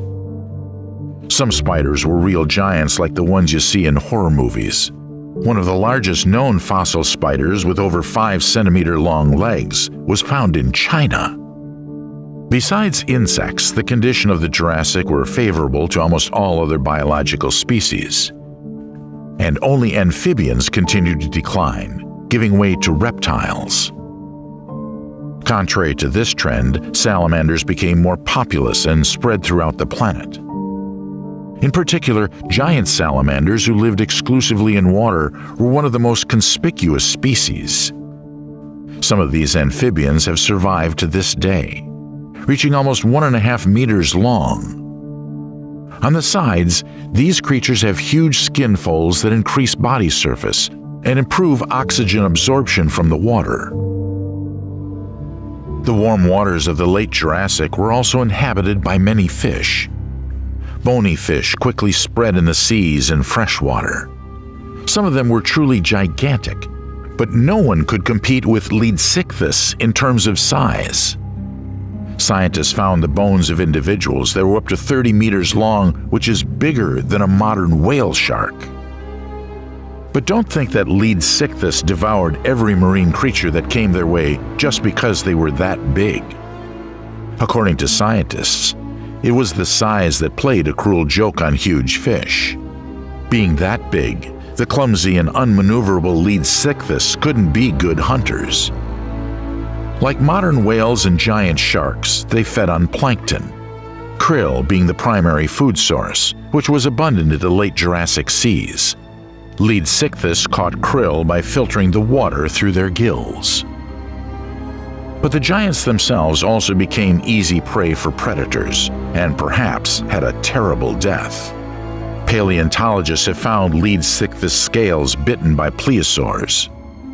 They believe that even a small sea reptile could easily snatch a piece of meat from such a fish. However, Leedsichthys were most likely much more tenacious than modern whales and were quite difficult to kill.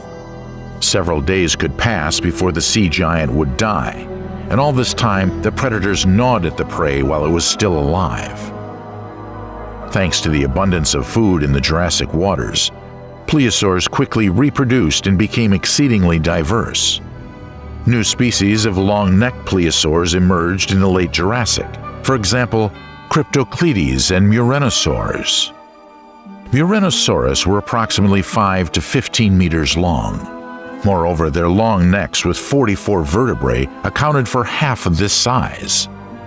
Their body was straight, and they heavily relied on plesiosaurs to survive in the cruel Jurassic world. The animals didn't need to raise their necks above the water, which made swimming easier. It was also more convenient for them to get close to the fish before feeling water pressure changes caused by large plesiosaurs. Sharp conical teeth made it easier for them to hunt prey, especially bony fish and cephalopods. Life was thriving in the sky too. The first birds, Archaeopteryx, were about the size of a crow, lived in treetops. Instead of a beak, these unusual creatures had a pair of toothy jaws and freestanding fingers on their wings. Unlike modern birds, Archaeopteryx didn't yet flutter in the sky. Instead, they were clumsily gliding from branch to branch.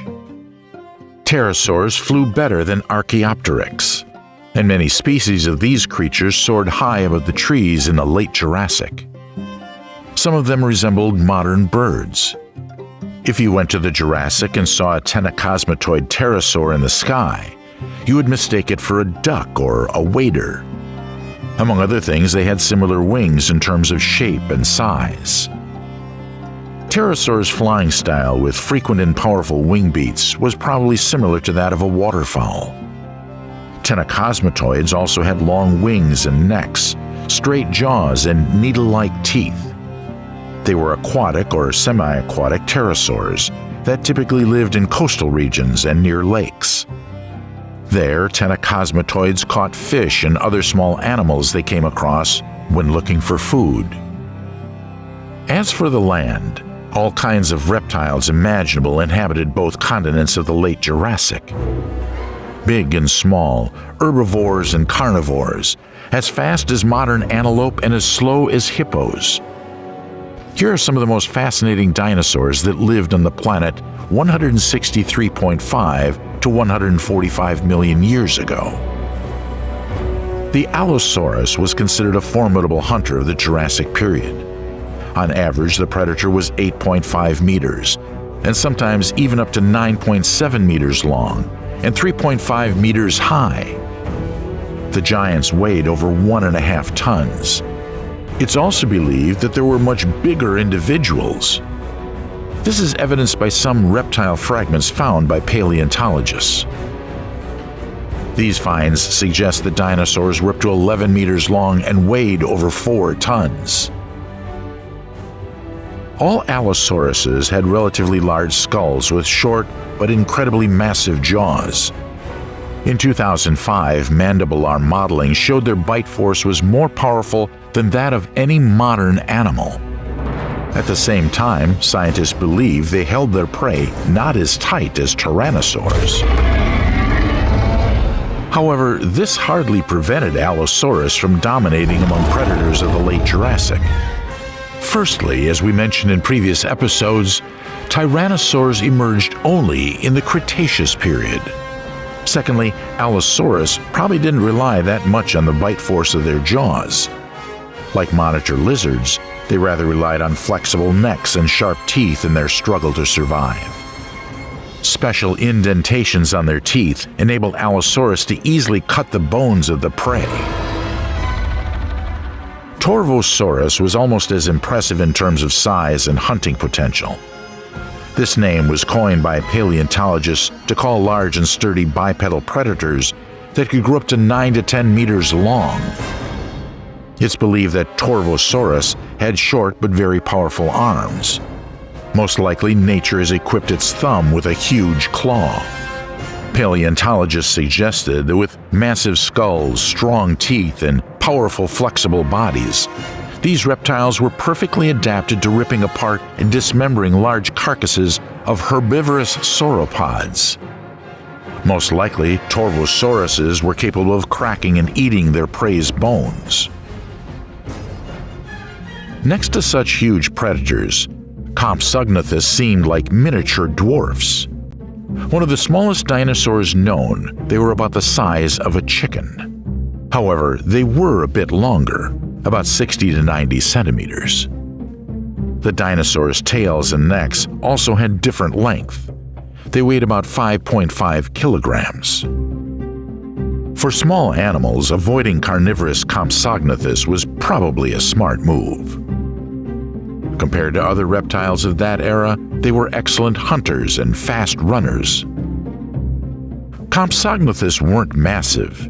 They had strong hind limbs and very small forelimbs.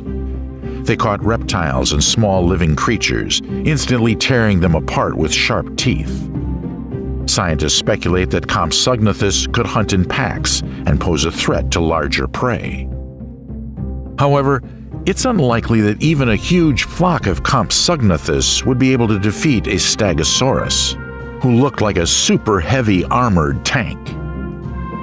Like other sauropods, they were herbivores, so they didn't see other animals as a potential meal, but instead developed an excellent system of protection against predator attacks. These giants were up to 9 meters long and weighed up to 7 tons. Their backs flaunted thick bone plates. Paleontologists have long argued how the plates were positioned on the animal's back. So far, the scientific community established that they formed 2 rows. If that's true, the plates of one row grew opposite the gaps of the other row. Some scientists also believed that the plates were movable and could change their angles. The growths were believed to defend Stegosaurus from being attacked by larger predators.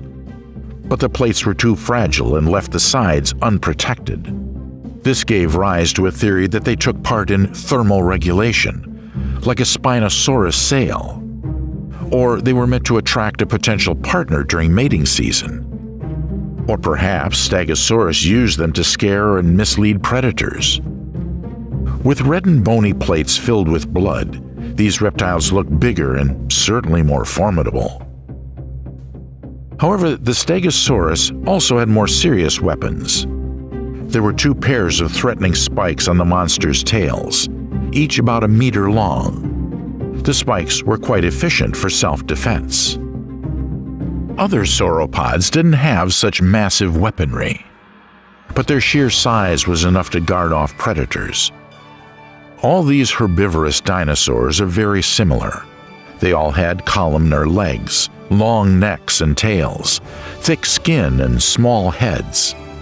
However, each of them was unique in its own way, which enabled them to better adapt to the environment.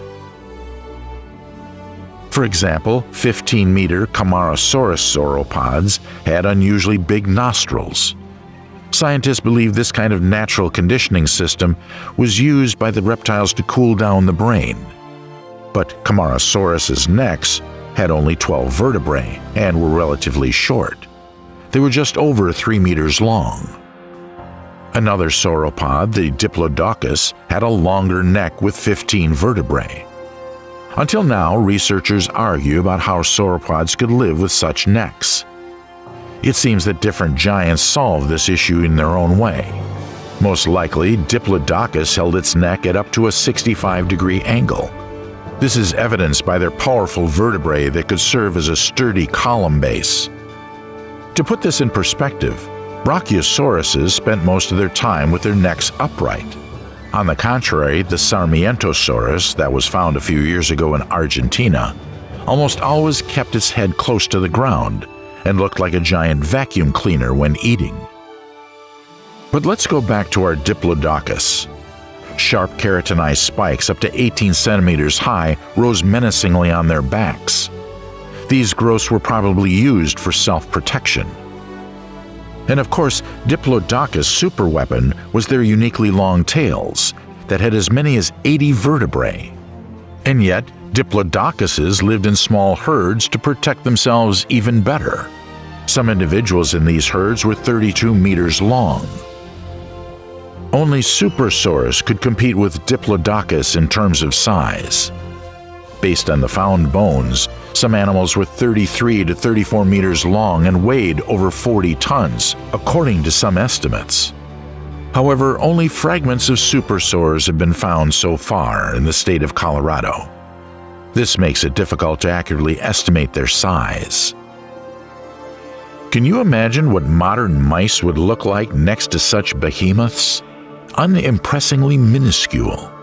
However, the Jurassic world had enough of those guys, and they were quite resilient. These mammals perfectly adapted to the environment thanks to their warm-bloodedness and newly emergent fur. Being protected from the cold and even sharp eyesight allowed them to hunt at night when large predators were inactive. During the day, they mostly hid in burrows in the forests and along the shores. One of the largest mammals of the late Jurassic was Castrocauda, a semi-aquatic Docodonta genus. In fact, even these champions were tiny. They weighed just about 500 to 800 grams, and their tails were 425 millimeters long. The animals looked like modern otters, and their curved teeth closely resembled those of seals. Therefore, scientists assumed that Castrocauda mainly fed on fish, like otters and seals. At the same time, the animal's wide front paws, similar to those of platypuses, were perfectly adapted for digging and searching for food on land. These mammals were already partially covered with fur. These animal species, who were drastically different in size, habits, and food preferences, lived side by side in the Jurassic world. Let's imagine dense thickets of a tropical forest near a lake. Many different animal species used to live in this fertile corner of the planet. Let's imagine a huge brontosaurus eating food in the pond. Such reptiles were almost 22 meters long and weighed over 15 tons. But these giants had very small heads and brains. With a brain the size of a walnut, Brontosaurus certainly wasn't the brightest when it came to reaction speed and ingenuity. But it didn't need them. None of the inhabitants of those places would dare to attack such a monster. Brontosaurus could spend hours quietly standing on its thick log-like legs in the lake, chewing on soft aquatic plants. Many reptiles were probably scurrying about in the thick ferns. It was a great lunch for the little Compsognathus. Fast dinosaurs were quite efficient at catching no less nimble reptiles and other small creatures. Entire herds of herbivorous dinosaurs may have gathered for lunch in the forest. Camarasaurus could easily find food in the forest's lower tier. Relatively short necks allowed them to eat leaves and young shoots at the bottom of giant trees. Unlike them, huge Diplodocus-type sauropods must have been able to gnaw only at the treetops. They couldn't bend their insanely long necks far enough to reach the bottom. Like scissors, Diplodocus cut all the leaves and shoots they could reach. These giants needed to eat up to a ton of vegetation a day. When the food ran out, the herd of giants most likely left in search of a more suitable spot. Scientists know this from the pieces of rose quartz found in Jurassic deposits across all continents. Diplodocus swallowed the mineral to improve gastric function. Other sauropods used other minerals for better digestion. Interesting, herbivorous reptiles used a special herd pattern when traveling. Adult dinosaurs surrounded the young in a dense ring to protect them from predators. There were a lot of predators who didn't mind feasting on young, strayed dinosaurs. But young sauropods were constantly supervised by adults, so the attack would most likely result in the predator's injury or death. A herd of giants was quite capable of killing even a large enemy with powerful tails capable of knocking down trees. A predator dinosaur would hardly take such a risk. Rather, it would try to catch smaller prey, such as a Compsognathus. But this chicken-sized dinosaur was very fast and could easily escape. And at night, all the dinosaurs probably went to rest. Then mammals such as Uromaya could come out of their burrows looking for food. These small animals were similar to modern shrews and were about 70 to 100 millimeters long. Strong, wide teeth allowed animals to chew literally any plant food, including hard seeds and tree nuts. Before dawn, the Uromaya would no doubt have eaten their share and darted back to a safe spot. They certainly didn't mean to encounter a large predator. This is how dinosaurs' days went in their favorite corner of the planet. The usual life of ancient reptiles and other animals on the planet was interrupted once more by the Jurassic-Cretaceous extinction. It turned out to be relatively insignificant, wiping out about 20% of all living things on the planet. The extinction was caused by the tectonic plates sinking into the ocean. As a result, its waters became cold and extremely deep. This took a major toll on marine life, such as mollusks and corals. The few survivors moved to the shallow waters. Consequently, many food chains changed and affected other ecosystems. Giant sauropods partially disappeared. Stegosaurus and Diplodocus died out, but their niche was quickly filled by new species. In the next period, the Cretaceous dinosaurs reached their prime. There was probably not a single corner of the forest or the shore without these reptiles. It seemed that they would dominate the planet forever. But one single disaster wiped them all out. Imagine a dense, humid forest where you can't see the sky for the trees. Many tree trunks are very huge. In the sky, you can see some fascinating creatures with some crests. Incredible giants make their way from the thickets, crushing everything in their path. Can you imagine that this bulletproof armor doesn't even have a single unprotected spot? What is this mysterious world? Perhaps some distant planet? It may remind you of Pandora from the iconic Avatar movie. But you don't need to go that far. In fact, this is what Earth looked like over 100 million years ago. Then, in the Cretaceous period, the world was just teeming with incredible creatures. Imagine a multi-ton Mamenchisaurus that shook the whole forest with the stomp of its huge feet. Of course, the ancient reptile didn't put out anything, but used its long neck to reach some real delicacies, like the most tender and juicy young shoots at the treetops. The Cretaceous period had so many fascinating animals. Where did the twins of ostriches and kangaroos come from in the early Cretaceous? And how did the ancient reptiles create real fight clubs for training the young? The Cretaceous period, or Cretaceous, started 145 million years ago. This is the longest epoch of the Mesozoic era. Scientists divide it into the early and late Cretaceous. The first period lasted almost 45 million years and ended 101.5 million years ago. Compared to the Jurassic period, the Earth changed in many ways. The Jurassic Cretaceous extinction led to the shift in food chains that reshaped other ecosystems as well. Giant sauropods partially disappeared, and the Stegosaurus died out. But their niche was quickly taken by new species. Dinosaurs stood at the top of the evolutionary pyramid. They continued to thrive on Earth.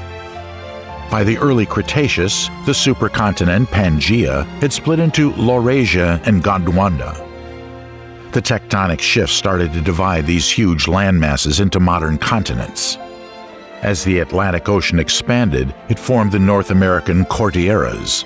Approximately 110 million years ago, the Mid-Atlantic Ridge separated South America from Africa, which formed new tectonic plates. The same process in the Indian Ocean pushed India northward. Australia and Antarctica started to resemble their modern shape. At that time, the climate on Earth was relatively cool. The cooling of the last Jurassic epoch lasted until the end of the early Cretaceous. There is evidence suggesting that the snowfalls were common in the areas near the poles. Also, the tropics became wetter during the Triassic and Jurassic periods. In general, the Earth was warmer in the early Cretaceous than now. The very humid and warm climate of the early Cretaceous caused forests to spread even further. They were filled with angiosperms such as cycads, ginkgo, and gnatophytes. However, flowering plants hadn't yet emerged. Many coniferous trees grew near the poles. A lot of tree ferns also grew in the forests, and their grass relatives took over unforested areas.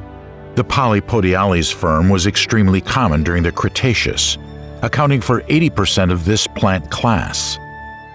What makes Polypodiales unique is their photoreceptors. Thus, such ferns could efficiently perform photosynthesis in low light, for example, in the shade of huge trees. Due to the supercontinent's split and further movement of tectonic plates, warm, shallow seas flooded vast areas. A wide variety of marine organisms lived in these water bodies. Rays, modern sharks, and bony fish became commonplace. Huge bony fish, Axelrodichthyes, inhabited sea lagoons, fresh lakes, and rivers.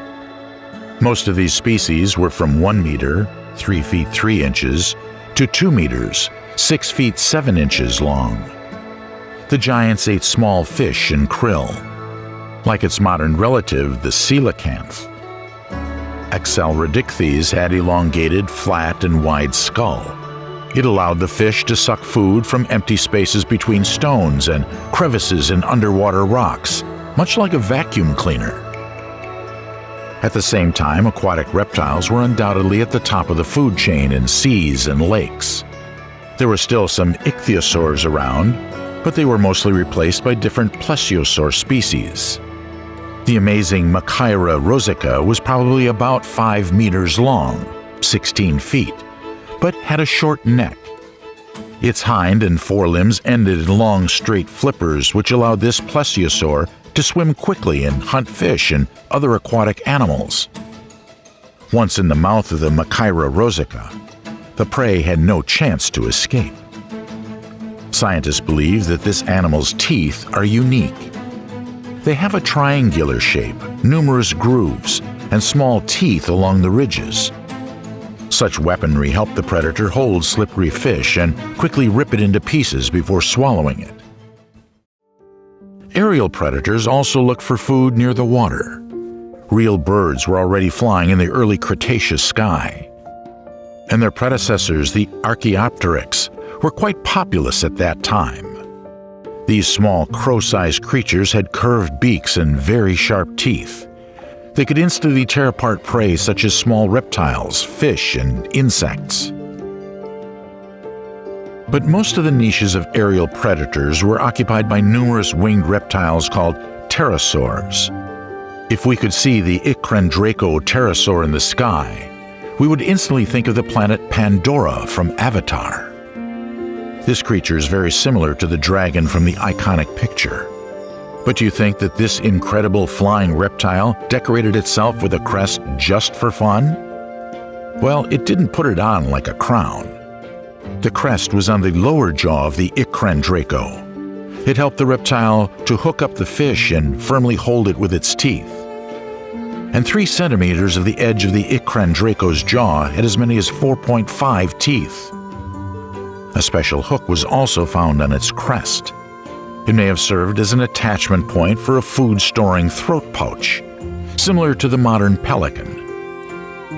This outlandish creature was most likely not as big as a dragon, although its exact size is unknown. So far, only a few very elongated animal skulls have been found, some with a predominant blade-like ridge on the underside.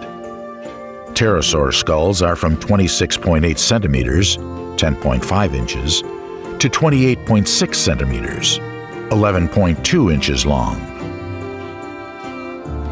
On land, the moist Cretaceous forests were filled with various insects, including some new species. The most ancient ants known today were already creating their colonies, and some relatives of butterflies and moths called Lepidoptera began to fly. Aphids lived on the trees, grasshoppers chirped in the thickets, and gall wasps flew in the sky. Termites also existed in the Cretaceous period, having evolved from cockroach ancestors. In modern ecosystems, they play an important role in decomposing plant residues and other waste.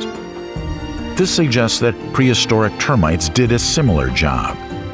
Paleontologists also believe that insects have already developed social behavior by building nests together. Virtually all corners of the planet in the Cretaceous period were filled with reptiles. Many dinosaurs, turtles, and snakes lived in forests and water bodies.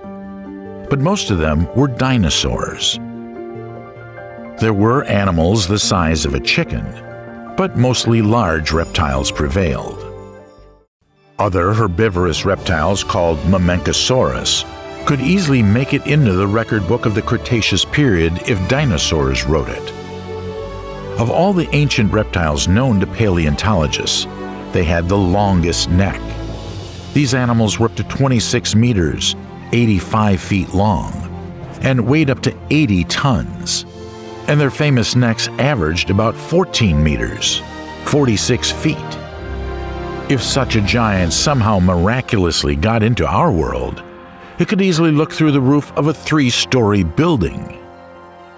However, there is another candidate for having the longest neck among the Cretaceous animals, the Seismosaurus.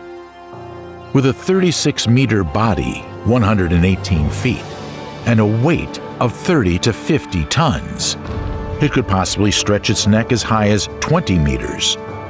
But unfortunately, there's not enough information to know this for sure. Only a few bones of such herbivorous reptiles have been found, which isn't enough for an accurate assessment. However, paleontologists were already able to learn something interesting about the giants. Most likely, Seismosaurus lived in the steppes and swamps. Just like brachiosauruses, they spend most of their lives in the water. The young ensured their safety by living in herds, while adults more often lived alone. These dinosaurs ate mainly swamp and aquatic vegetation. But not only huge dinosaurs spread throughout the planet. Mammals successfully evolved too, but were overshadowed by reptiles. In those days, mammals were still very small, mostly the size of a shrew or a little bigger. Some of them already closely resembled modern animals. Small Tribosphenida looked almost like miniature kangaroos. It is even possible that the females carried their young in a skin fold, a pouch on their bellies. In addition, their body was partially or completely covered with fur. They had a modern structure of the ear and some other body parts. Tribosphenida lived in small burrows deep underground, so most likely they weren't easy prey for the Cretaceous predators. All these animals spent their lives looking for food, often fighting in bloody battles to win their place in the sun. Here's what their life was like in one of the corners of the Earth during the Cretaceous period. Let's imagine dense thickets of a tropical forest near a warm sea lagoon in the area of modern North America. It can be safely assumed that this place was densely populated with various animal species. Perhaps some obscure outline towered over the lagoon water for hours. Were they tree trunks or some kind of vines? In fact, neither. It was a huge, long-necked plesiosaur, such as Elasmosaurus, looking out for prey. Most likely, the lagoon was full of fish, like other warm water bodies of the Cretaceous period. Plesiosaurs had enough food. These large animals were good swimmers and divers and were hardly afraid of other predators' attacks. The plesiosaurs probably hunted quietly in the lagoon for hours until their belly was fully stuffed with various mollusks. Then they would go into the shallow water to rest and digest. Mammals like Tribosphenida must have been looking for coniferous tree cones and other fruits of angiosperms for food. Some of these small herbivorous animals were marsupials, meaning that they carried their young in a pouch. The babies could feed on their mother's milk while she tried to get herself something for dinner. In the fern thickets, there were a lot of lizards scurrying about, and lizards would make a great dinner for flying reptiles. For example, the Icrandraco pterosaur. If it glided to catch the prey with its claws, the nimble lizard would, of course, try to escape into the thicket. If the hunt was unsuccessful, the pterosaur would have to keep hunting. Undoubtedly, it would end up at least with some catch, because the thick Cretaceous forests were filled with small creatures.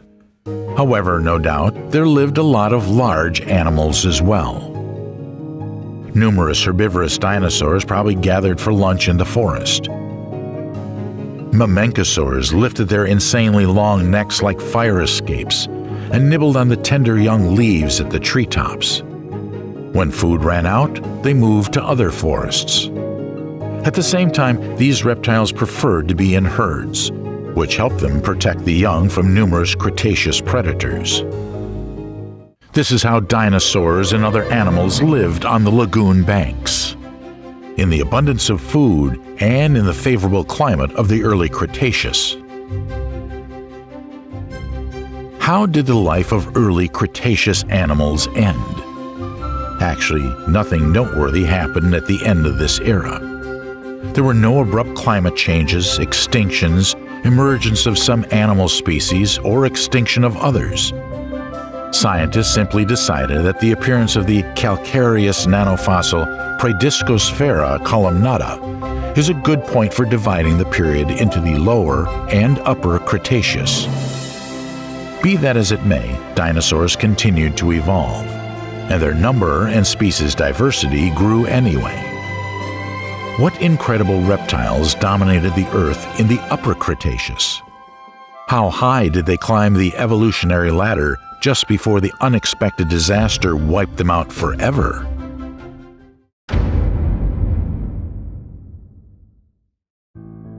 The second stage of the Cretaceous began 101.5 million years ago and ended 66 million years ago. At that time, dinosaurs could no longer roam freely around the planet.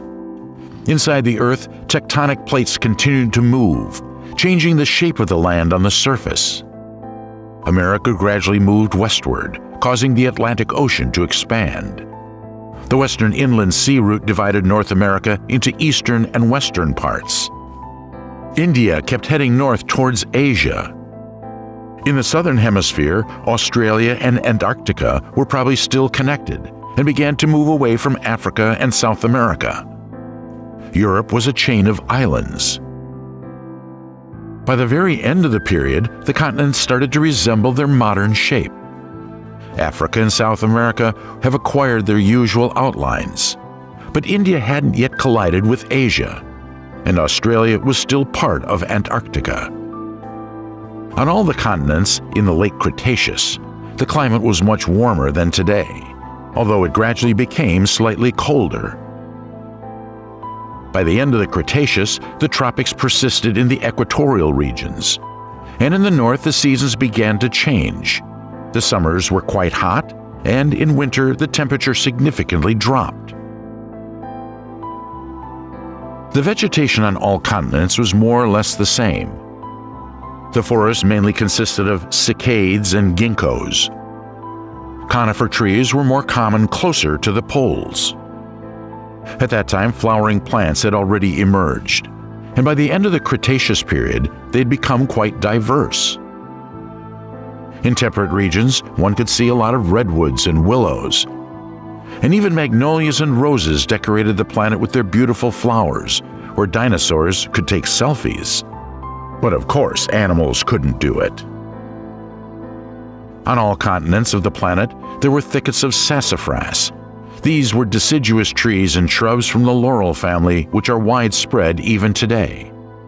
It can be assumed that these plants could survive billions of years of evolution due to their high vitality. Sassafras could break even from under stones and grow in such conditions for years. Many insects fluttered and crawled in the forests and on the banks of water bodies. And there were a lot of creatures that would really surprise modern people. Here, for example, is Manipulator modificaputus. Nowadays, some devices are called that. And if we talk about Cretaceous, this is the name of the extinct predatory cockroach. This is a nanomonster of the Cretaceous period with an elongated neck and a freely rotating head.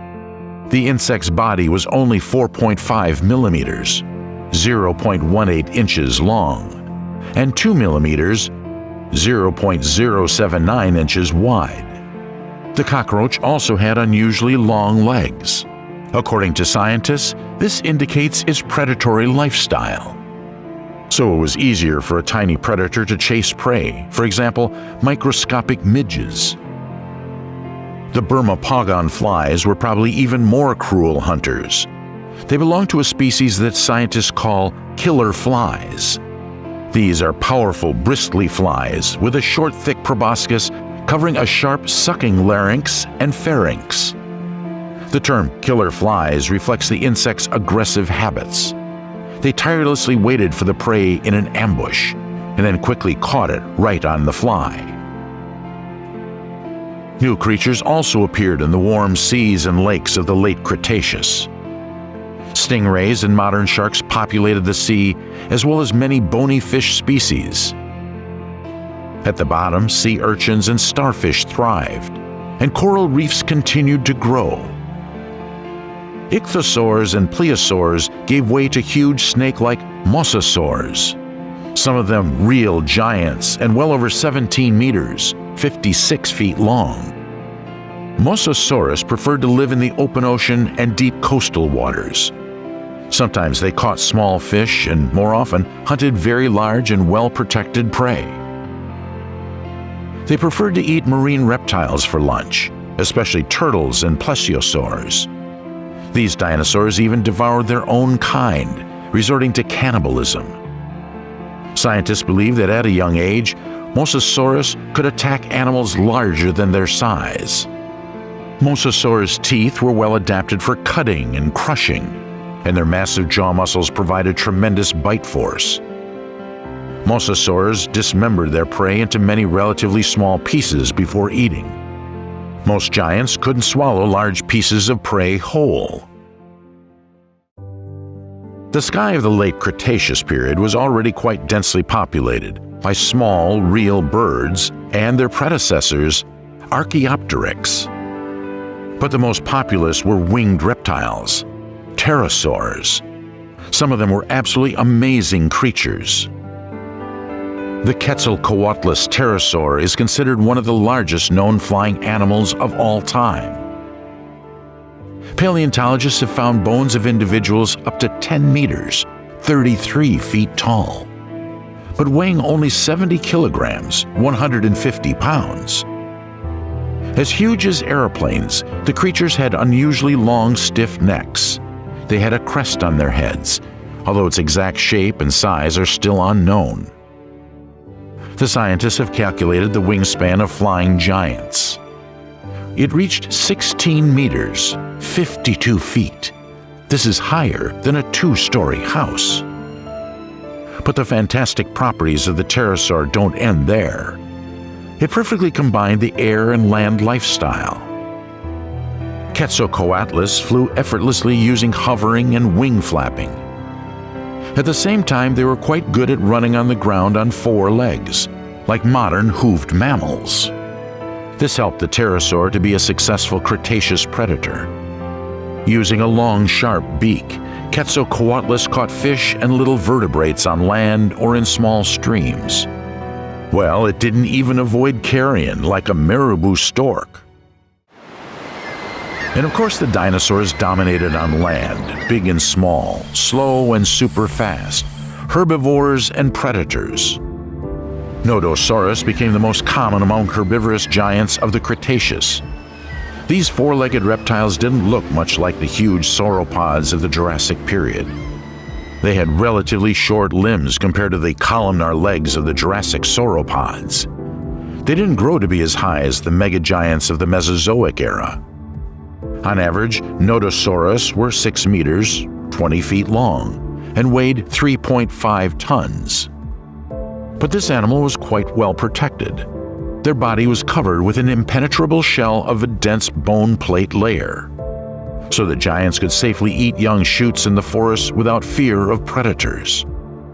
Their elongated muzzles with massive jaws, small leaf-shaped teeth, and a horny beak were perfectly adapted for their diet. But other predominantly herbivorous dinosaurs, namely Therizinosaurus, can be called real monsters of the late Cretaceous period. These reptiles were probably 9 to 12 meters long and weighed up to 6 tons. They walked on 2 massive legs, and their forelimbs were very long and reached 3.5 meters.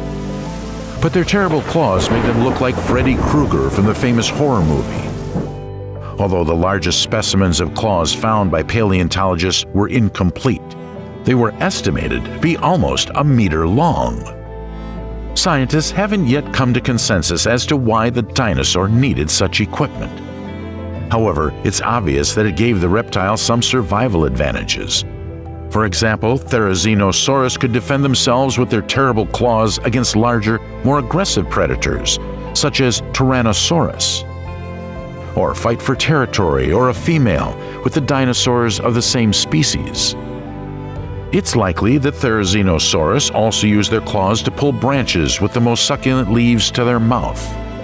But they also ate insects and may have torn apart nests of ants and termites.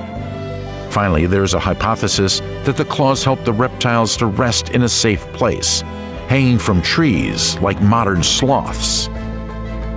It seems that there were no creatures in the world more terrible than these reptiles with their mega claws. But what would you say about the Hadrosaurus if you got to know it better? These huge animals were up to 25 feet, 7.6 meters long, and weighed 8 tons.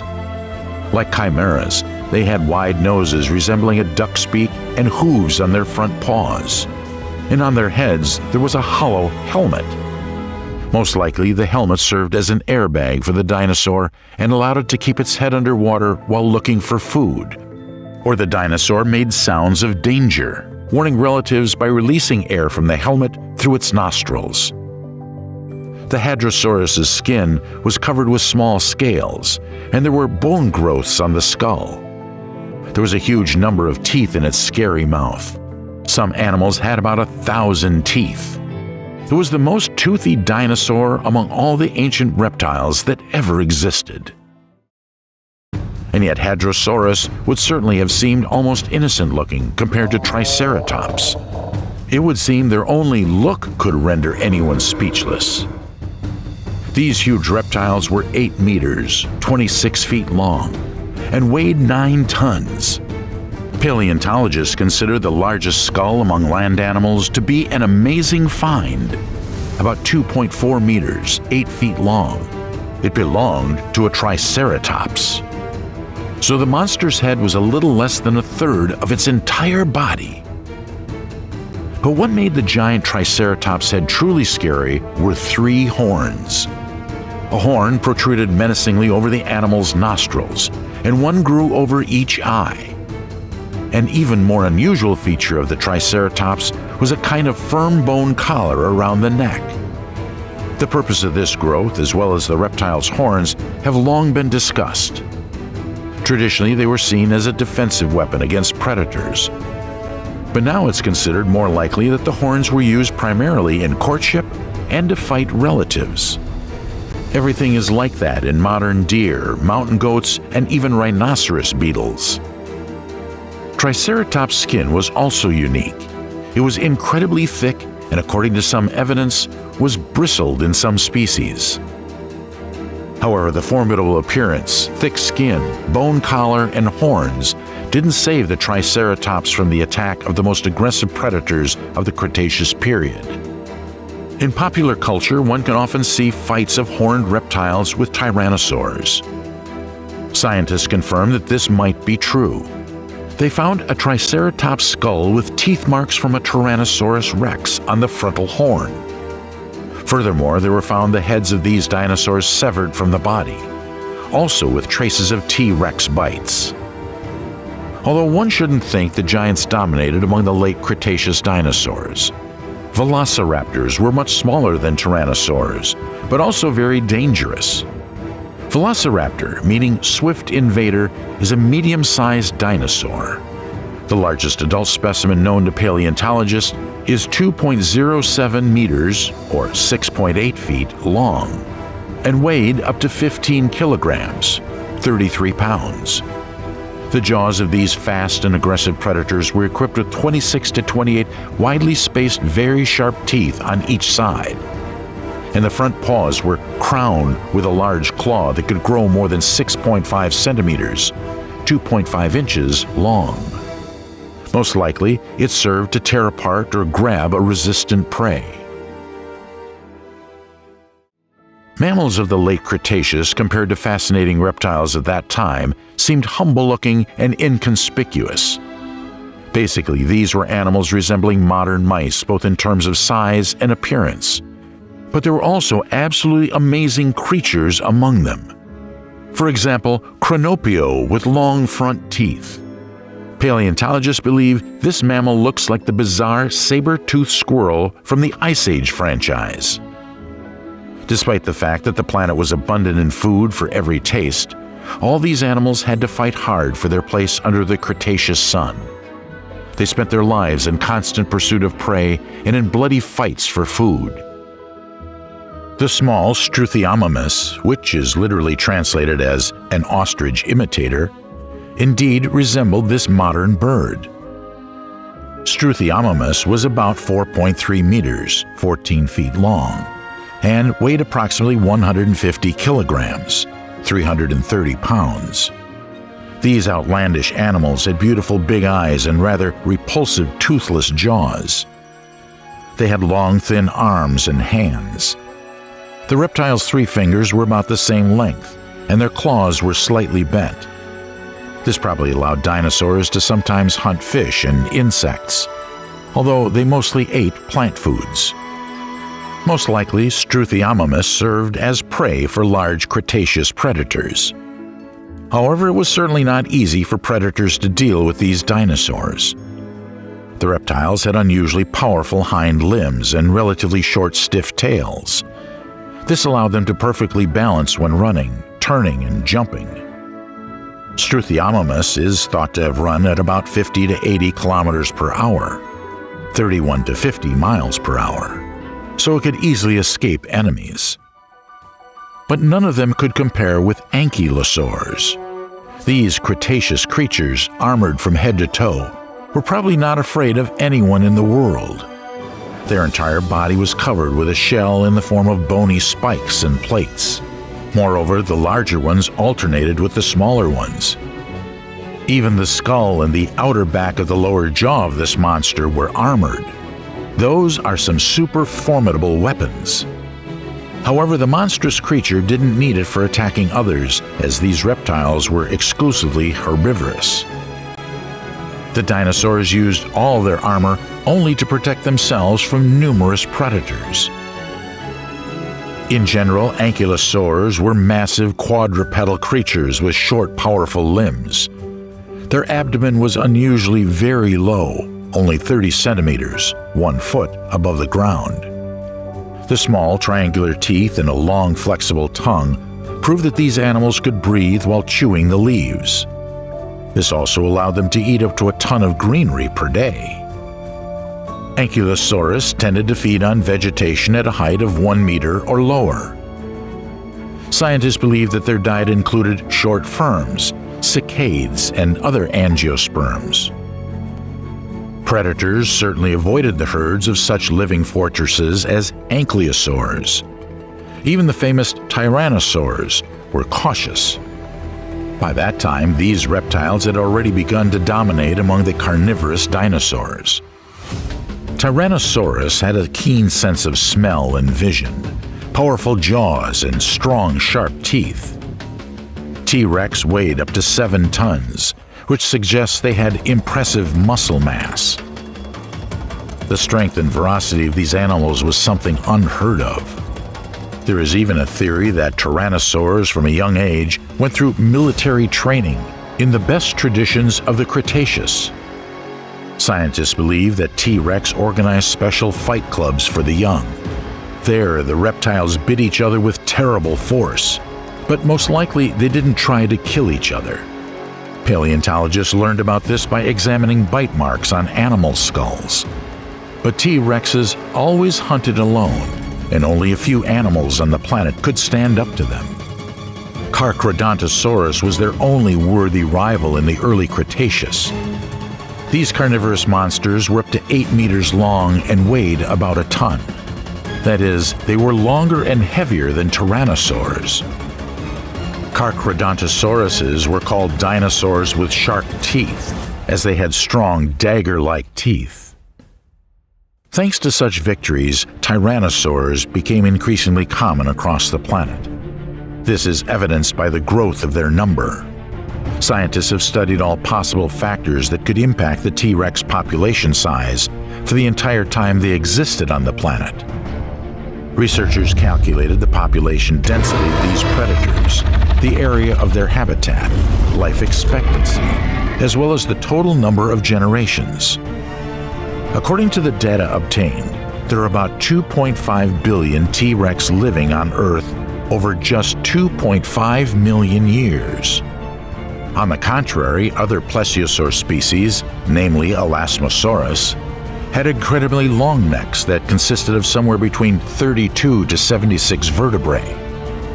At the beginning of the Cretaceous, Elasmosaurus was on average about 6 meters long, 20 feet, and weighed up to several tons. These extraordinary creatures mainly ate crustaceans and mollusks. Long necks allowed Elasmosauruses to plunge their heads deep into the water in order to scoop up as many animals as possible with their mouths. This is how, perhaps, animals lived in one of the corners of the planet on the shores of a lagoon of a warm, shallow sea. It often rained here, and the shores were probably covered with thickets of tall ferns with long, lush shoots. A little farther, there was a green forest. There must have been a lot of animals there. Most likely it was impossible to call it a peaceful and friendly neighborhood. Lagoon inhabitants had violent fights all the time. Predators were looking for prey, and they also tried to get something for dinner, but at the same time not to get into someone else's teeth or claws. Perhaps one day a young Hadrosaurus came out to the lagoon to freshen up and catch small aquatic prey. As we know, its head had a growth in the form of a helmet. The dinosaur could swim well if this crest served as an airbag. Most likely, the lagoon water was teeming with fish, like other warm Cretaceous reservoirs. And the Hadrosaurus would probably decide to catch one of them for dinner. But as soon as it entered the water and was getting ready to hunt, something huge could jump out of the depths. Long and saw-sharp teeth would then dig into the Hadrosaurus flesh. Powerful jaws closed, breaking the reptile's bones, and the dead carcass would be dragged under the water.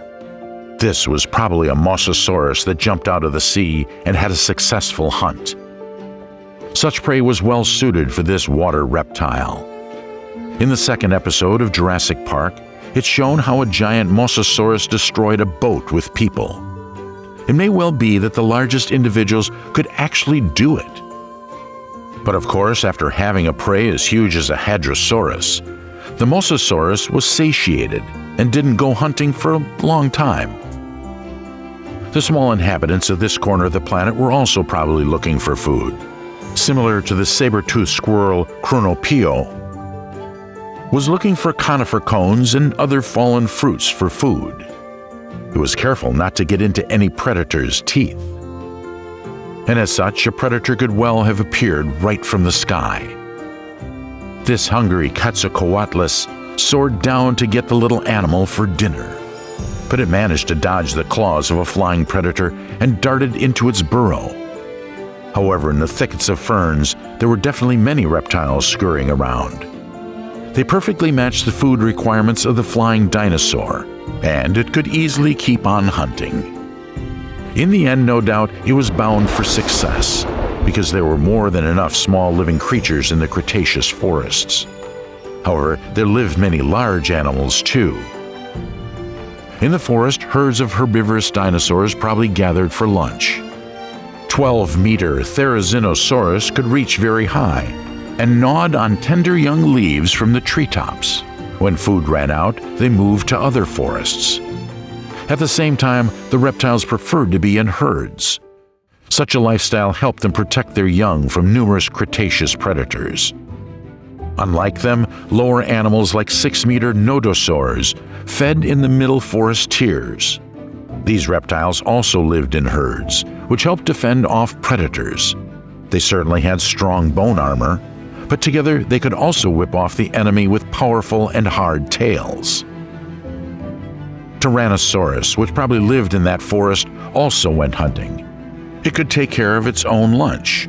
For example, catch a small velociraptor. Of course, the T-Rex is an unsurpassed warrior and would easily tear to pieces this reptile the size of a large Christmas turkey.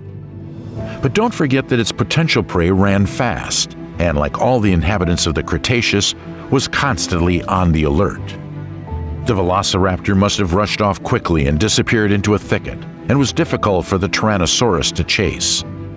However, the Tyrannosaurus would hardly have been left without prey. This predator always had a chance to catch some slower little dinosaur. But what if the T-Rex ran into another huge reptile in its hunting grounds and decided to attack it? For example, it met an 8-meter Triceratops. It would seem that just one look at this terrible 3-horned reptile with a huge collar around its head is enough to scare off the enemy. But that was not the case with the Tyrannosaurus Rex. This aggressive, agile dinosaur could well have pounced at the enemy. Apparently, the unsurpassed T-Rex could easily avoid the horns and bite through the enemy's thick skin. Having killed the Triceratops and fed on its flesh, it would have gone to rest deep into the forest for several days, and scavengers like velociraptors and other small dinosaurs may have devoured the remains of the carcass for a long time to come. Therefore, dinosaurs and other animals spent their days fighting on the shores of a picturesque lagoon. Even in the midst of an abundance of food, they had to fight, not for life, but for death. In the end, there were probably no absolute winners among them. All species survived. According to the paleontologist findings, the number of individuals and species diversity of dinosaurs on the planet grew until the end of the Cretaceous period. All these animals, of course, didn't know that their last day would soon come. Then, apocalypse could not have been predicted by even the most advanced modern analyst using a quantum computer. Death came from the sky, and the impact of a single asteroid the size of a mountain destroyed most of the living beings on the planet. But the celestial killer couldn't completely turn the planet into a lifeless desert. Dinosaurs became extinct, but small and inconspicuous mammals waited out the disaster in burrows deep underground. Later, they took advantage of the lack of competition from the huge reptiles and achieved supremacy in the new world of the Cenozoic era. Though, that's another story.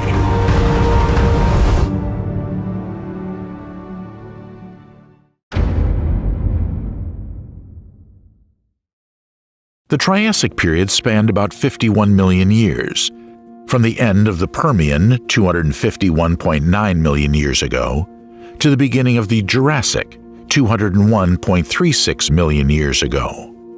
It began after a major biological cataclysm, the Permian-Triassic extinction. The Triassic is of central importance in terms of the origin of modern ecosystems, because on its onset marks the end of Paleozoic and the origin and expansion of modern evolutionary fauna.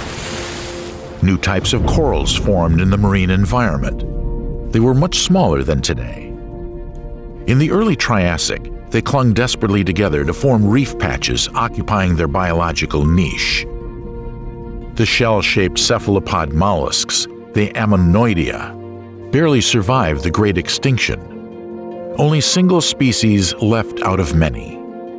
They quickly replenished lost numbers and gave a wide variety of offshoots. Scientists still find many fossilized remains. If we look at the fossils, they resemble modern nautilus. Indeed, they are close relatives, but their periods are distant from each other. The shape of Ammonoidea shells is a striking example of beauty and harmony of nature.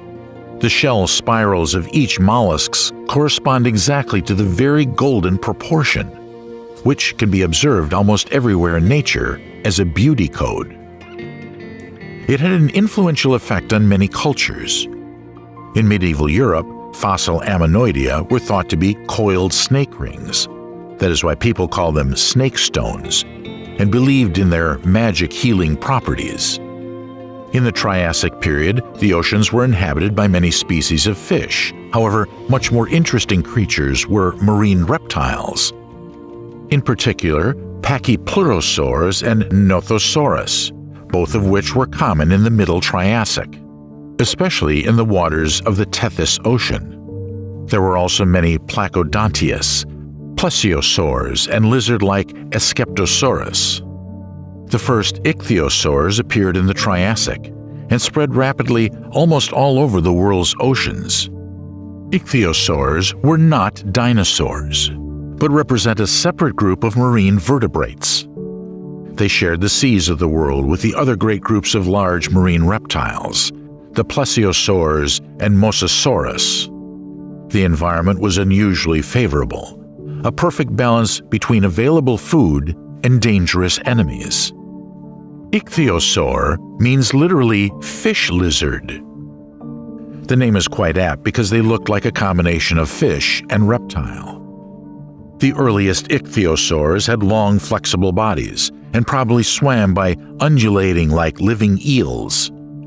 More advanced ichthyosaurs had compact, very fish-like bodies with crescent-shaped tails.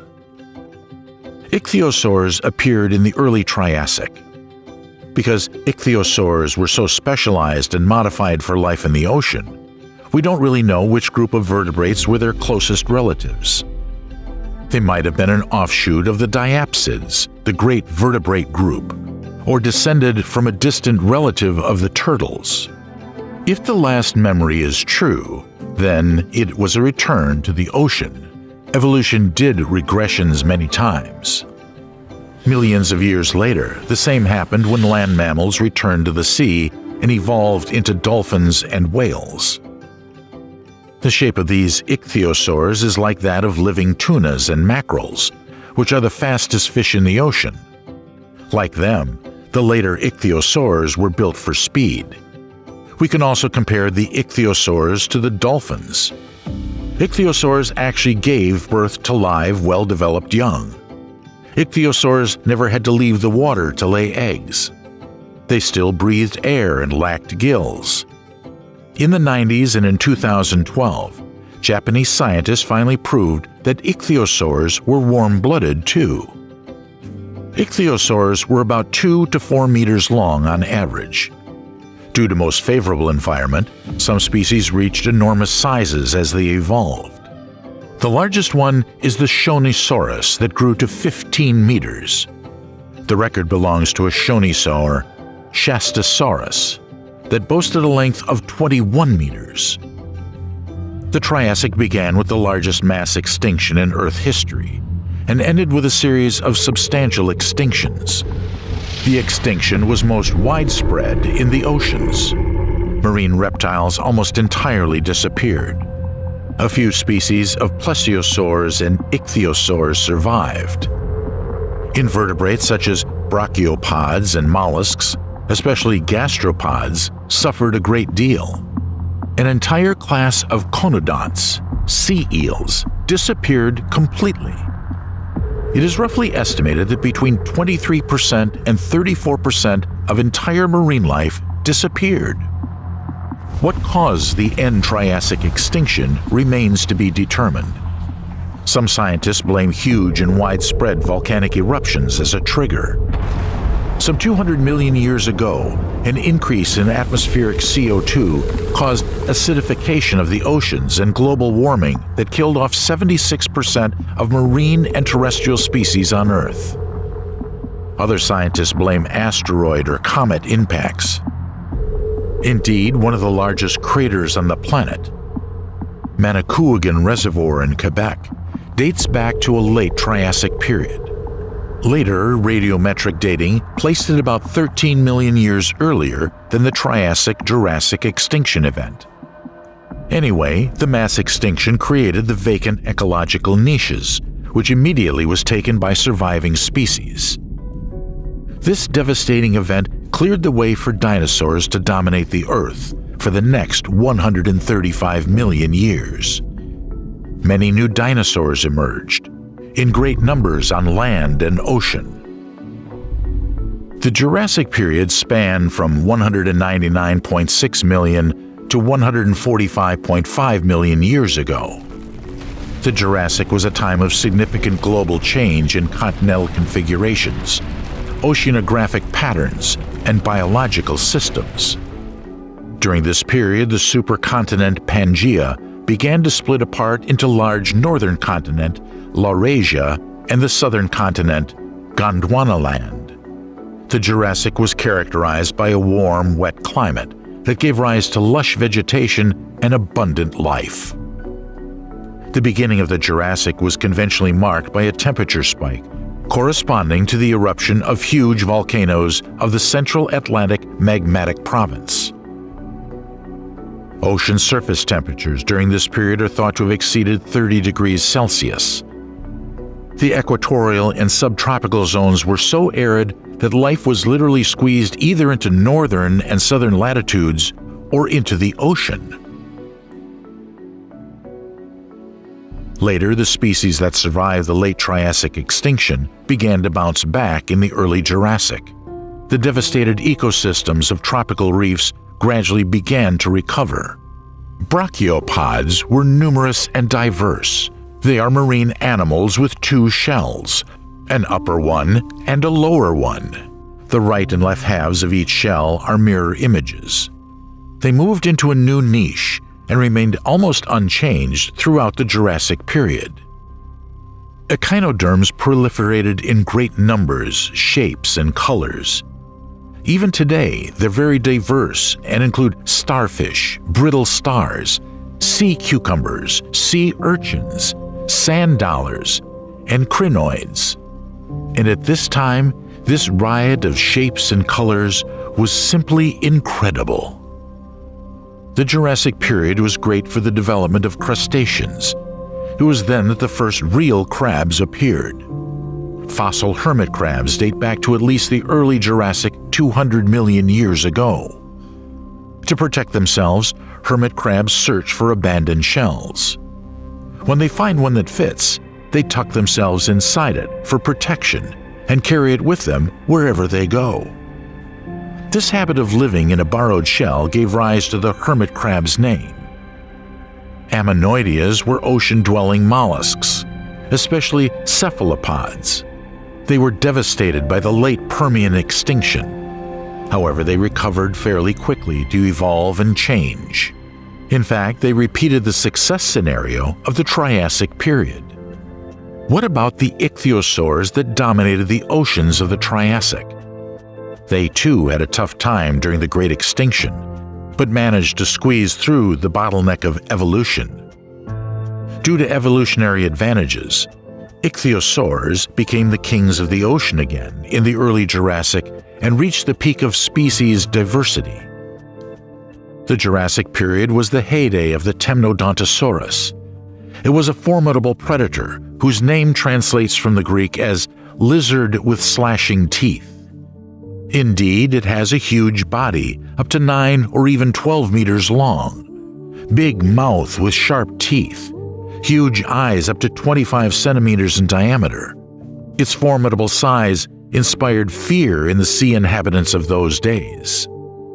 Urinosaurus is one member of what still appears to be a small group of Ichthyosaurus that had specialized asymmetrical jaws. Judging by its bite and other characteristics, scientists concluded that the urinosaur followed exactly the same predatory strategy as a swordfish. The elongated upper jaw with thick, sharp teeth was used as a weapon to attack potential prey from the back. During the Jurassic period, the dominance of the ichthyosaurs was threatened by the competing species, plesiosaurs. However, they could compete only in size. Plesiosaurs are ancient marine reptiles. They appeared in the late Triassic and grew in numbers during the Jurassic period. 6 types of plesiosaurs crossed the Triassic-Jurassic barrier and gave a powerful push to their evolution. Plesiosaurs, though predators, fed mostly on mollusks and fish. Only the largest species could afford to diversify their diet with sharks and other plesiosaurs. In turn, they could become prey to the sharks, which were numerous in the Jurassic period. This period lasted from about 145 to 66 million years ago. It is the longest, third and final period of the Mesozoic era, when dinosaurs dominated the land. The planet was ice-free, with forests stretching to the poles. However, the Jurassic saw some cooling trends, and they escalated into the early Cretaceous. Snowfalls were common at the higher latitudes, and the tropics got wetter than in the Triassic and Jurassic periods. Ocean life was still as diverse as in the Jurassic. There is no huge difference between these periods. Ichthyosaurs flourished, but only in the early and middle Cretaceous. Toward the end of the period, they did go extinct. They did not survive the so-called oxygen-free event. Its essence is that, due to a complex of reasons, the oxygen content in the atmosphere and the ocean dropped relatively sharply. There were a few such events in the history of our planet, and all of them had the most dramatic effect on the biosphere. Marine reptiles survived the entire Cretaceous period without any problems. More families appeared in the late Cretaceous. One of them, the Mosasaurus. Modern Varanus are their direct, though distant, descendants. Mosasaurus breathed air, were good swimmers, and were well adapted to the life in the warm, shallow inland seas of the late Cretaceous. As the ichthyosaurs became extinct, the Mosasaurus took its place and became the dominant marine predators. Some representatives reached a length of 13 to 17 meters. Back then, there were reptiles which managed to lead aquatic and land lifestyles very well. The most striking example of such combination is Spinosaurus. It was one of the most spectacular carnivorous dinosaurs in the history of the amazing reptiles. It was quite huge as for a predator. The largest representatives reached, according to estimates, from 12 to 16 meters and weighed up to 12 tons or more. The reptile had webbed feet and a characteristically shaped tail, which made it a fast and agile swimmer. The size and shape of dorsal and caudal vertebrae formed a kind of sail, which presumably served as a hydrostabilizer. Little by little, the oceans and seas of the planet began to look more like what we have now. Stingrays, fish, and sharks were common back then. The Ammonoidea reached its peak. They grew huge in size at the end of the Cretaceous. The largest one, Parapazosia sepenridensis, lived during the late Cretaceous period in marine environments in what is now Westphalia, Germany. A specimen was found in Seppenrad in Ludinghausen, Germany, in 1895. It measured 1.8 meters in diameter, being not even a complete shell, but only a part. It is estimated that the size of the Ammonoidea was about 2.5 meters. You can see it on display at the Westphalian Museum of Natural History in Münster, Germany.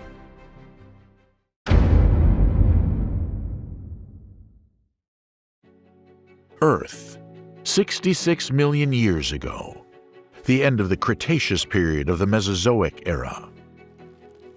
The parts of the Pangaea supercontinent almost completely drifted apart. The planet looked very similar to its modern state, but not quite the same. South and North America have finally split by the end of the Cretaceous period. Africa, Australia, and Greenland had the same shape as today. At the same time, the outlines of Europe and Asia were just starting to form. Mountain ranges of Siberia, Mongolia, the Andes, and the Cordillera, the continents were actively emerging. The Cretaceous period lasted 79 million years and became the longest period of the Mesozoic era. The planet's climate changed several times during this time. It was relatively cool by the end of this period. Ice caps have formed at the poles. Winters have become harsher. In some places, the temperature dropped below -10 degrees Celsius, and as low as -45 degrees Celsius in Alaska. But still, the world was warmer than it is now. Lush vegetation covered the continent's surface. It was during this period that flowering plants emerged. Conifers, ginkgo, and other trees from previous eras formed thick forests, which also included modern-looking walnut, ash, and beech. The sod produced by these trees made the top layer of soil more fertile for newly emerging herbs. With the advent of flowering plants, insects also had to evolve. Butterflies and bees started to fly, spreading pollen. Seeded fruits developed from pollinated flowers, providing food for many animal species, including birds. This is what drove the evolution of some herbivorous dinosaurs, as well as many mammalian species. The number of carnivores, ungulates, insectivores, and primates increased under these favorable conditions. Admittedly, they haven't yet become as large as they are now. Most mammals back then were small rodents and predators. For example, a fossilized head of a 20-centimeter-long Chronopiodentiocutus was found in Argentina. This small mammal is called the saber-toothed squirrel because of its elongated muzzle with long fangs. Presumably, this species ate some insects. But larger animals have already appeared. In Madagascar, the remains of a huge Ventana certici marmot were found. This herbivorous mammal had a rather unusual appearance. It had massive crests on either side of its skull for self-protection, and an excellent sense of smell. The animal weighed 9 kilograms and was 3 times bigger than modern marmots. However, Rhipenomammus was the real giant among the mammals of the Cretaceous period. It had a 1-meter body and weighed 12 to 14 kilograms.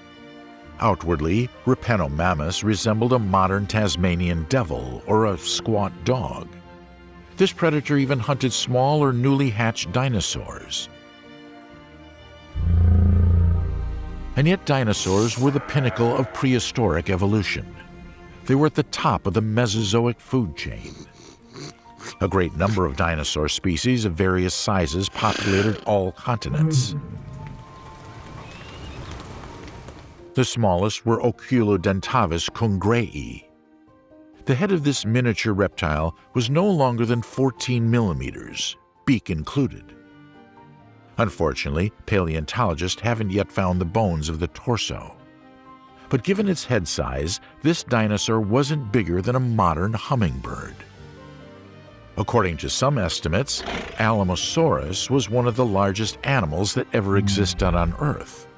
These dinosaurs were 29 meters tall, weighed 38 tons, and had a 12-meter-long tail. 5 hours till impact. The day terrestrial life was changed completely. All animals, young and old, were going about their day as usual, doing some foraging and hunting.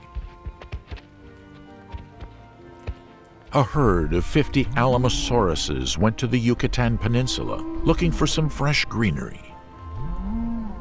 These giants were herbivores. They had to consume up to a ton of vegetation per day to stay in shape. It could take them a few days to eat leaves from an entire forest, which made them lead a nomadic lifestyle. A middle-aged predatory Tarbosaurus living on the territory of present-day Mongolia and China was also looking for food. This 14-meter-long species is considered the largest among the predatory dinosaurs of the Cretaceous period. Our Tarbosaurus set out to hunt for prey in the floodplain. Medium-sized animals and small dinosaurs would often come there for a drink, so the hunt was going to be a success. Like any Tarbosaurus, this reptile walked on 2 hind legs. Its 2-fingered forelimbs were disproportionately small relative to the rest of the body. And yet, they were very helpful in holding the prey or catching fish with long claws. Tarbosaurus's main weapon, though, was about 6 dozen long, sharp teeth, reaching up to 85 millimeters. 3 hours until impact.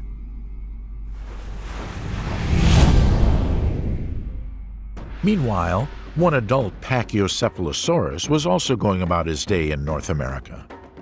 This 4.5-meter-long dinosaur weighed about 450 kilograms and looked quite formidable. Its skull was protected by a 25-centimeter thick bone dome that surely softened the blows when the great reptile fought its enemies. The back of the dome had bony projections and short spikes protruding upwards from its muzzle. Pachycephalosaurus was primarily herbivorous. It crushed leaves, seeds, and fruits with its relatively small, sharp teeth. However, it appears that this dinosaur also included meat in its diet. It ate small amphibians, shell-less animals, mammals, perhaps even newly hatched dinosaurs. On this day, our Pachycephalosaurus got closer to the ocean where it found many trees with nutritious seeds. It could also eat plenty of huge ammonite mollusks, lizards, and other critters in small lagoons.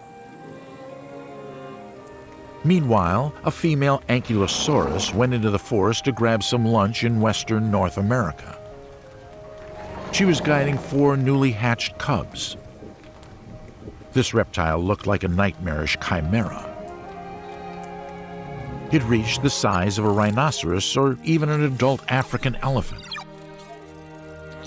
The body of this tetrapedal monster was covered in powerful bone armor, and it had a massive club-like knob on its tail. But despite its intimidating appearance, Ankylosaurus was a harmless herbivore. The mother of the cubs didn't seek to kill anyone with her club. The tail served to protect against predators and cannibal reptiles. And so, being protected by their mother's formidable tail, the family went into a thick forest near the newly formed Rocky Mountains. 2 hours until impact. Meanwhile, young dinosaurs had a real massacre in North America, hundreds of kilometers away from the site of impending disaster. Some absent-minded Carnotaurus wandered into the territory of the Tyrannosaurus rex and didn't notice the owner in time. At the speed of up to 50 kilometers per hour, Carnotaurus can easily run away from its opponent, who can only run at 40 kilometers per hour. but the T-Rex came into view too unexpectedly. The intruder's smell gave it away a while ago. T-Rex had an excellent sense of smell compared to other dinosaurs.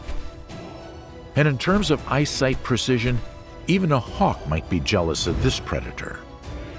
In addition, the reptile's vision was binocular. Its eyes could look in different directions, and then the input from each eye was combined to create a single visual image. This enabled the dinosaur to accurately determine the distance to its prey. And so the T-Rex furiously attacked the enemy to protect its territory and get some delicious meal at the same time. You see, this dinosaur never missed a chance to enjoy the flesh of its own kind. It was up to Carnotaurus now to fight back.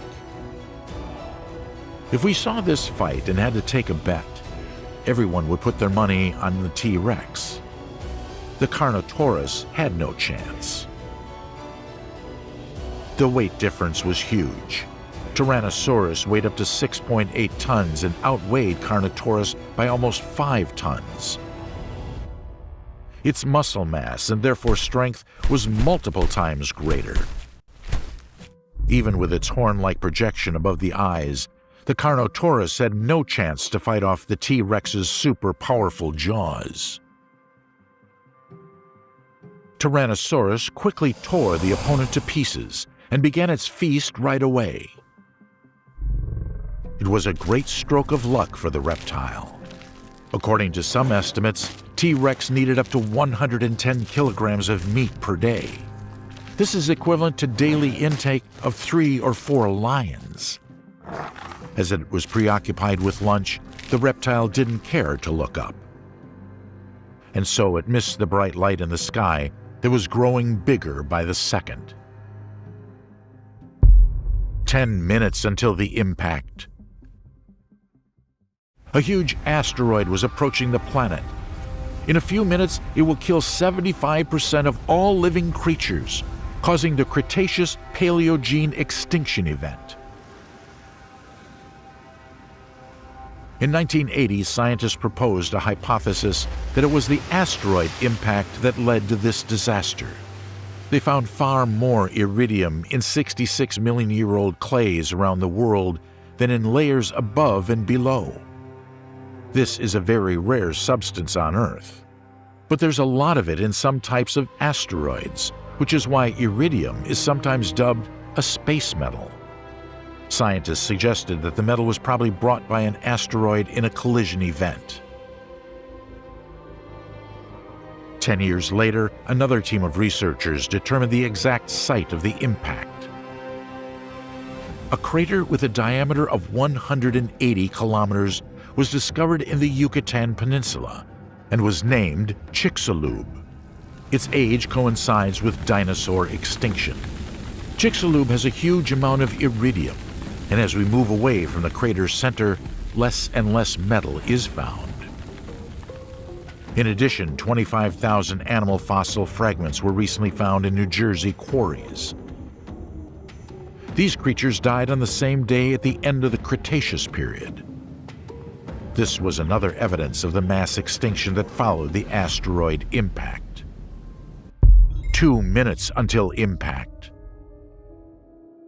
While our Tyrannosaurus was enjoying its lunch, a 10-kilometer rock weighing several trillion tons flew into the atmosphere.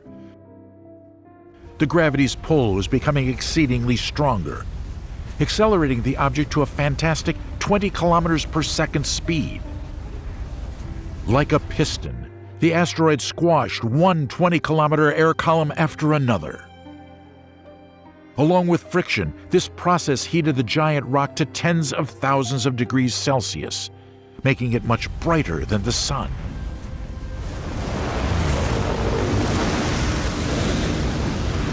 At the same time, the Tyrannosaurus was having a little break from its lunch.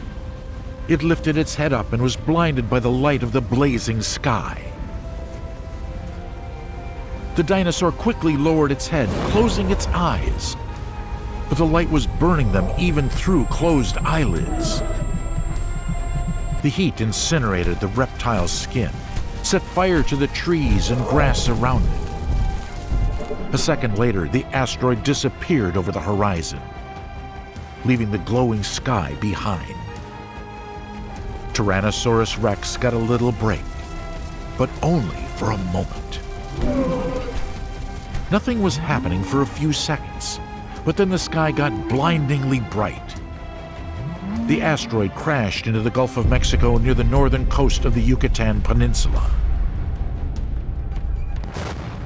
The energy released by the impact was approximately equivalent of 10 billion Hiroshima atomic bombs. In a second, the asteroid penetrated about 20 kilometers into the Earth's crust. The whole globe was shuddering like 1,000 bells from the impact.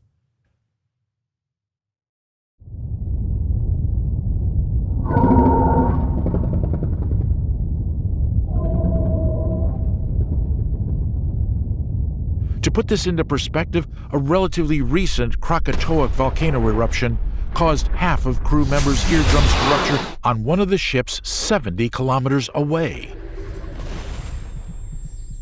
The asteroid's impact was 1,000,000 times more powerful. Furthermore, shockwaves rushed in all directions, faster than the speed of sound right after the collision.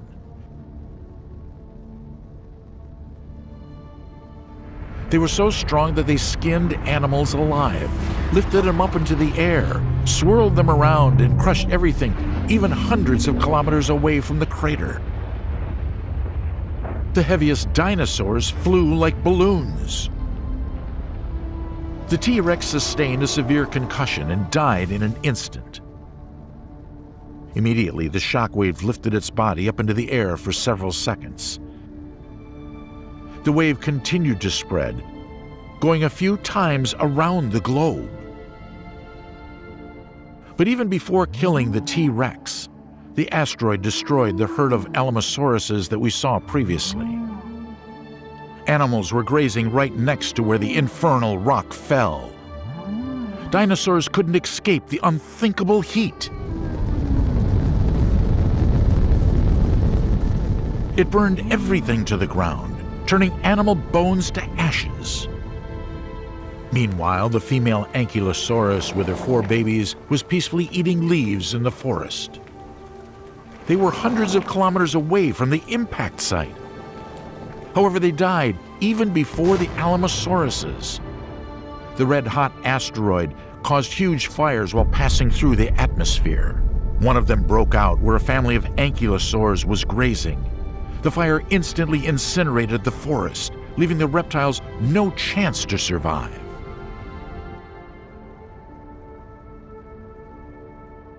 The asteroid also knocked out 15 trillion tons of rock from the planet and sent it high into the sky. A small portion flew into outer space while the remaining part, including house-sized boulders, began to fall back from orbit. At the same time, glass rain started. It was raining hot 5-millimeter rock balls. The stone hail and the scorching rain have killed innumerable animals. However, the Pachycephalosaurus, who was hunting near the ocean in North America, was lucky. It didn't die from fires and boulders falling from the sky. But a bit later, when a gigantic 100-meter tsunami rose from the ocean.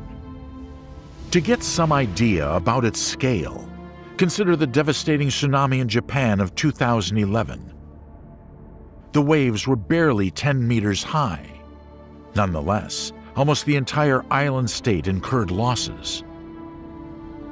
But the giant tsunami caused by the asteroid impact went thousands of kilometers deep into the land. It flooded almost the entire territory of the future USA.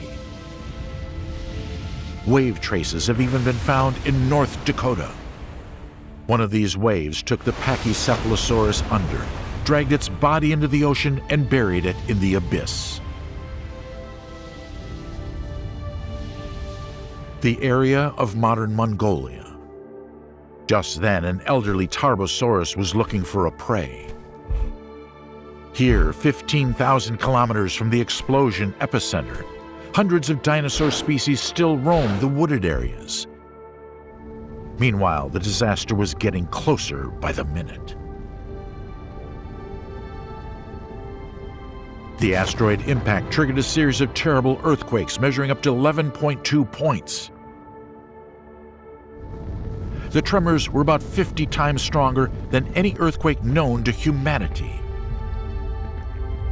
The most powerful Great Chilean earthquake of 1960 had a 9.5 magnitude. Increasing this number by 1 point would mean 30 times more powerful energy release. The planet was shaking so hard that all the volcanoes woke up and began to erupt.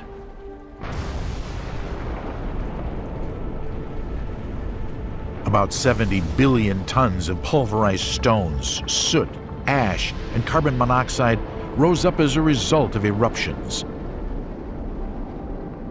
Then they began falling back into the atmosphere. Their friction against the air caused enormous temperature increase. A huge hot cloud of dust stormed across the planet, burning everything in its path.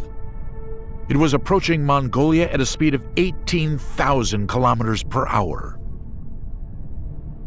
The temperature here rose to 150 degrees Celsius an hour and a half after impact. All living creatures died, or rather, almost all creatures. Our Tarbosaurus and several other animals managed to escape by hiding in an underground cave. They could hide out here while the killer cloud passed by. Soon the temperature began to drop. This was followed by acid rain flooding the Earth, because several 100 billion tons of sulfur compounds were thrown into the troposphere along with other rocks. For weeks, sulfuric acid was pouring from the sky all over the planet. It poisoned the soil and water bodies. A dense blanket of dust, ash, and soot wrapped around the planet after volcanic eruptions, not letting any light and heat in. Even at noon, it was as dark as at night. The temperature dropped by 28 degrees Celsius. Impact winter set in. When hunger and thirst drove the Tarbosaurus and other animals out of the cave, they saw a world that looked strikingly different from before. It was cold, dark, and deserted. Only decay fungi and molds were able to reproduce under such conditions. There was no food for dinosaurs on the planet. Countless animals starved to death. Our Tarbosaurus didn't manage to survive either. Perhaps it was the last dinosaur on the planet. However, one can assume that occasional dinosaur eggs have been preserved intact somewhere underground. Young individuals hatched from them after some time. Tiny groups of dinosaurs emerged here and there, but cold weather, hunger, and disease contributed to their final demise. The era of dinosaurs came to an end. The Cenozoic era began. The dust clouds dissipated over the planet over the course of several decades, and heat and sunlight were finally able to reach the surface. Nature revived from the ruins. First, huge horsetails and ferns emerged yet again. They were closely followed by angiosperms and grass. Other animals who'd been dominated by dinosaurs for millions of years were ready to march bravely into the new era. Mammals. Some of them survived the disaster in underground burrows, others stayed on trees. They become well adapted to extreme conditions, were quick to reproduce, and consumed relatively little food. They were guaranteed to thrive on the renewed planet. The successive mammalian evolution led to the emergence of Homo sapiens, who is now the dominant species on Earth. But we're a long way from setting the dinosaurs' record, as it's been a few million years since we've conquered the world. Only time will show if people will rule the planet for 160 million years like ancient lizards.